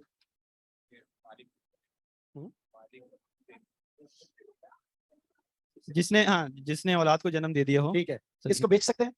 नहीं बेच सकते। ठीक है। अच्छा मुदब्बर कौन सा गुलाम होता है? मुदब्बर कौन सा होता है? हाँ, जो मालिक ने उस मरने के बाद आजाद करने की वसीयत कर दी। ठीक है, ठीक है, बिल्कुल ठीक है, सही है। सर और इतने आसान सवाल पूछे आपने हमसे, मुकातब सर। जिस गुलाम ने मुकातबत कर ली हो कि इतने पैसे के एवज वो आजाद कर देगा उसको। बिल्कुल ठीक, ठीक है, बिल्कुल सही, ठीक है, जवाब दुरुस्त है। चलिए। आप लोग माशाल्लाह। क्यों? चल इनसे दोबारा पूछ लेता हूँ, और पूछ लेता हूँ, ठीक है। वैसे ही जीत चुके हैं हम तो पहले ही। सही है ना, अभी तो मसला। और चीज पूछ लेते हैं, मसला नहीं, इंशाल्लाह व्यू के हवाले से आपसे पूछते हैं, तिजारत के हवाले से, ठीक है। अब यूं समझ ले, कारोबारी जिंदगी में आ गए हैं, आपसे सवाल करते हैं। सोने में सूद की शक्ल बताएं। सोने में सूद की एक शक्ल ये है कि मिसाल के तौर पर एक बंदा अपना सोना लेके जाता है उसके पास और एक्सचेंज करता है और मजीद पैसे दे देता है, तो ये भी सूद हो जाएगा। ये भी सूद है। और क्या शक्ल हो सकती है?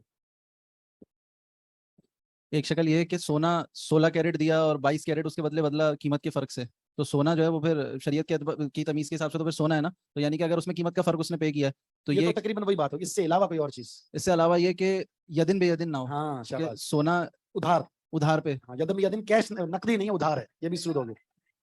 नहीं, यदम यदिन कह दिया ना उन्होंने, हेल्प कौन सी होगी? यदम यदिन का मतलब कैश, नकदी। हाथ क्या अगर नहीं होता।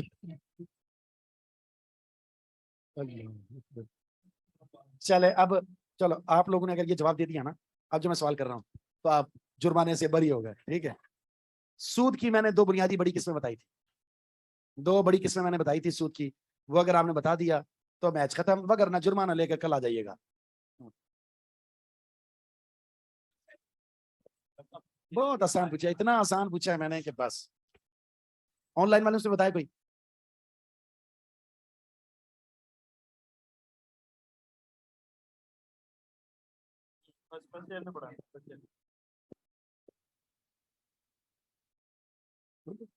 चले आप बताएं। चले, एक होती है रिबल फजल शाबाश और एक होती है रिबन नसिया। शाबाश, good। चलो जी, क्या खाना चाहेंगे आप लोग? Ginger burger. नहीं देखिए हैं, अब देखें मसला ये है, अगर आपके पास दो ऑप्शन होंगे, या तो आप कुछ लाके खिलाएं या फिर ये होगा कि 10-10 नंबर कटवाएं इम्तिहान में। कैसे, क्या ख्याल है? सही है? इनमें से जो जो सिलेक्ट कर रहा है। हमारी अगली क्लास कब है? पीर को है या मंगल को हमारी क्लास है, तो इंशाल्लाह उस दिन आना, सबने आना, ठीक है? और क्या पिज्जा? नहीं नहीं पिज्जा नहीं, जिंगर बिंगर क्या निकाल के बैठे, इतना महंगा नहीं। हाँ, जो दिल करे। जो दिल करे, टाफी भी खिला देंगे ना, वो भी कबूल है, ठीक। वरना ये आप नोट कर लीजिएगा, इंशाल्लाह नंबर काटने मुझे याद दिलाना है, 10-10 नंबर। बिल्कुल, जितनी इस्तात है और जितनी खुशी है। हाँ बिल्कुल, ये दो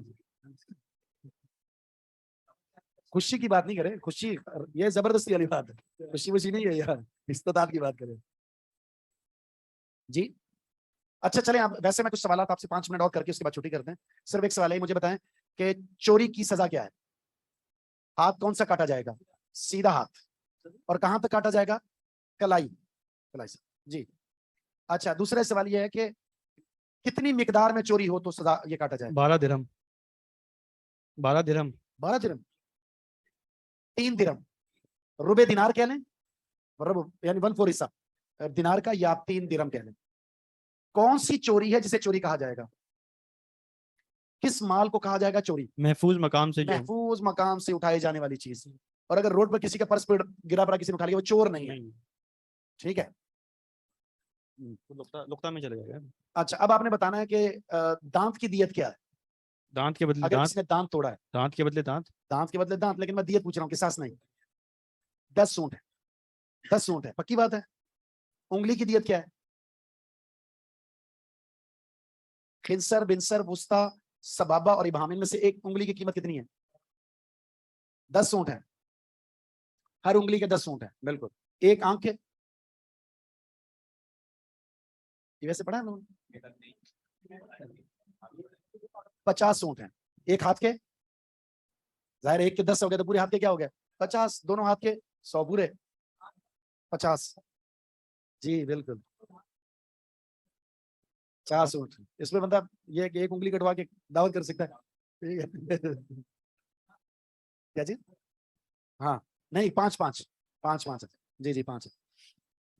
32 है, 32 को 5 से ज़रब में कितने हो गए? 160। ये बंदे का कुल कितने हैं? 100। डॉक्टर को पहले बोले दांत निकाल, उसके बोले 5 ऊँट दे, जुर्माना है भाई, एक दांत निकाल लेगा। जो शराब पीता है, नशा वर्ची इस्तेमाल करता है, क्या सजा है? 40 भी साहबा ने लगाए और 80 भी लगाए। वो हाकिम जो है बवक्कदर जरूर देखेगा इसको कितने लगाने चाहिए, फेंटी के काबिल कितना है ये, उस हिसाब से। जिला वतन करना किसकी सजा है? ठीक है, गैर शादीशुदा अगर बदकारी कर लेता है 100 कोड़े और एक ये 80 कोड़े एक और बंदे की सजा दी, और वो कौन है? किस पर लगाता है? औरत में हाँ, पाक दामन औरत पर किसी ने इल्जाम लगाया और अगर ये इल्जाम शोहर अपनी बीवी पर लगाता है तो लियान होगा। लियान में क्या होता है?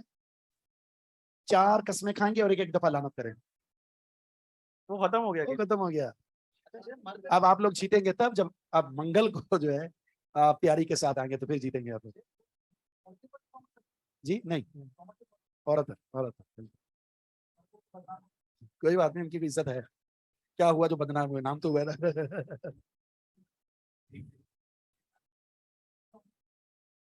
जी नहीं, गवाह 4 गवाह देने पड़ेंगे मर्द। नहीं। अच्छा, एक इंशाल्लाह हम मंगल के दिन जो हमारा निसाब है ना, निसाब, उस पे इस तरह मुकाबला होगा। तो जो निसाब है ना हमारा, जो आपने 330 से है ना, बस उसी हदीस से पूछा जाएगा, ठीक है? लेकिन ये मशरूत होगा मंगल के दिन, उसके बाद। ठीक है, वो तो तय है, ये तो दूसरी है। आप लोगों ने अच्छी तैयारी करके आनी है ताकि आप बदला ले सकें।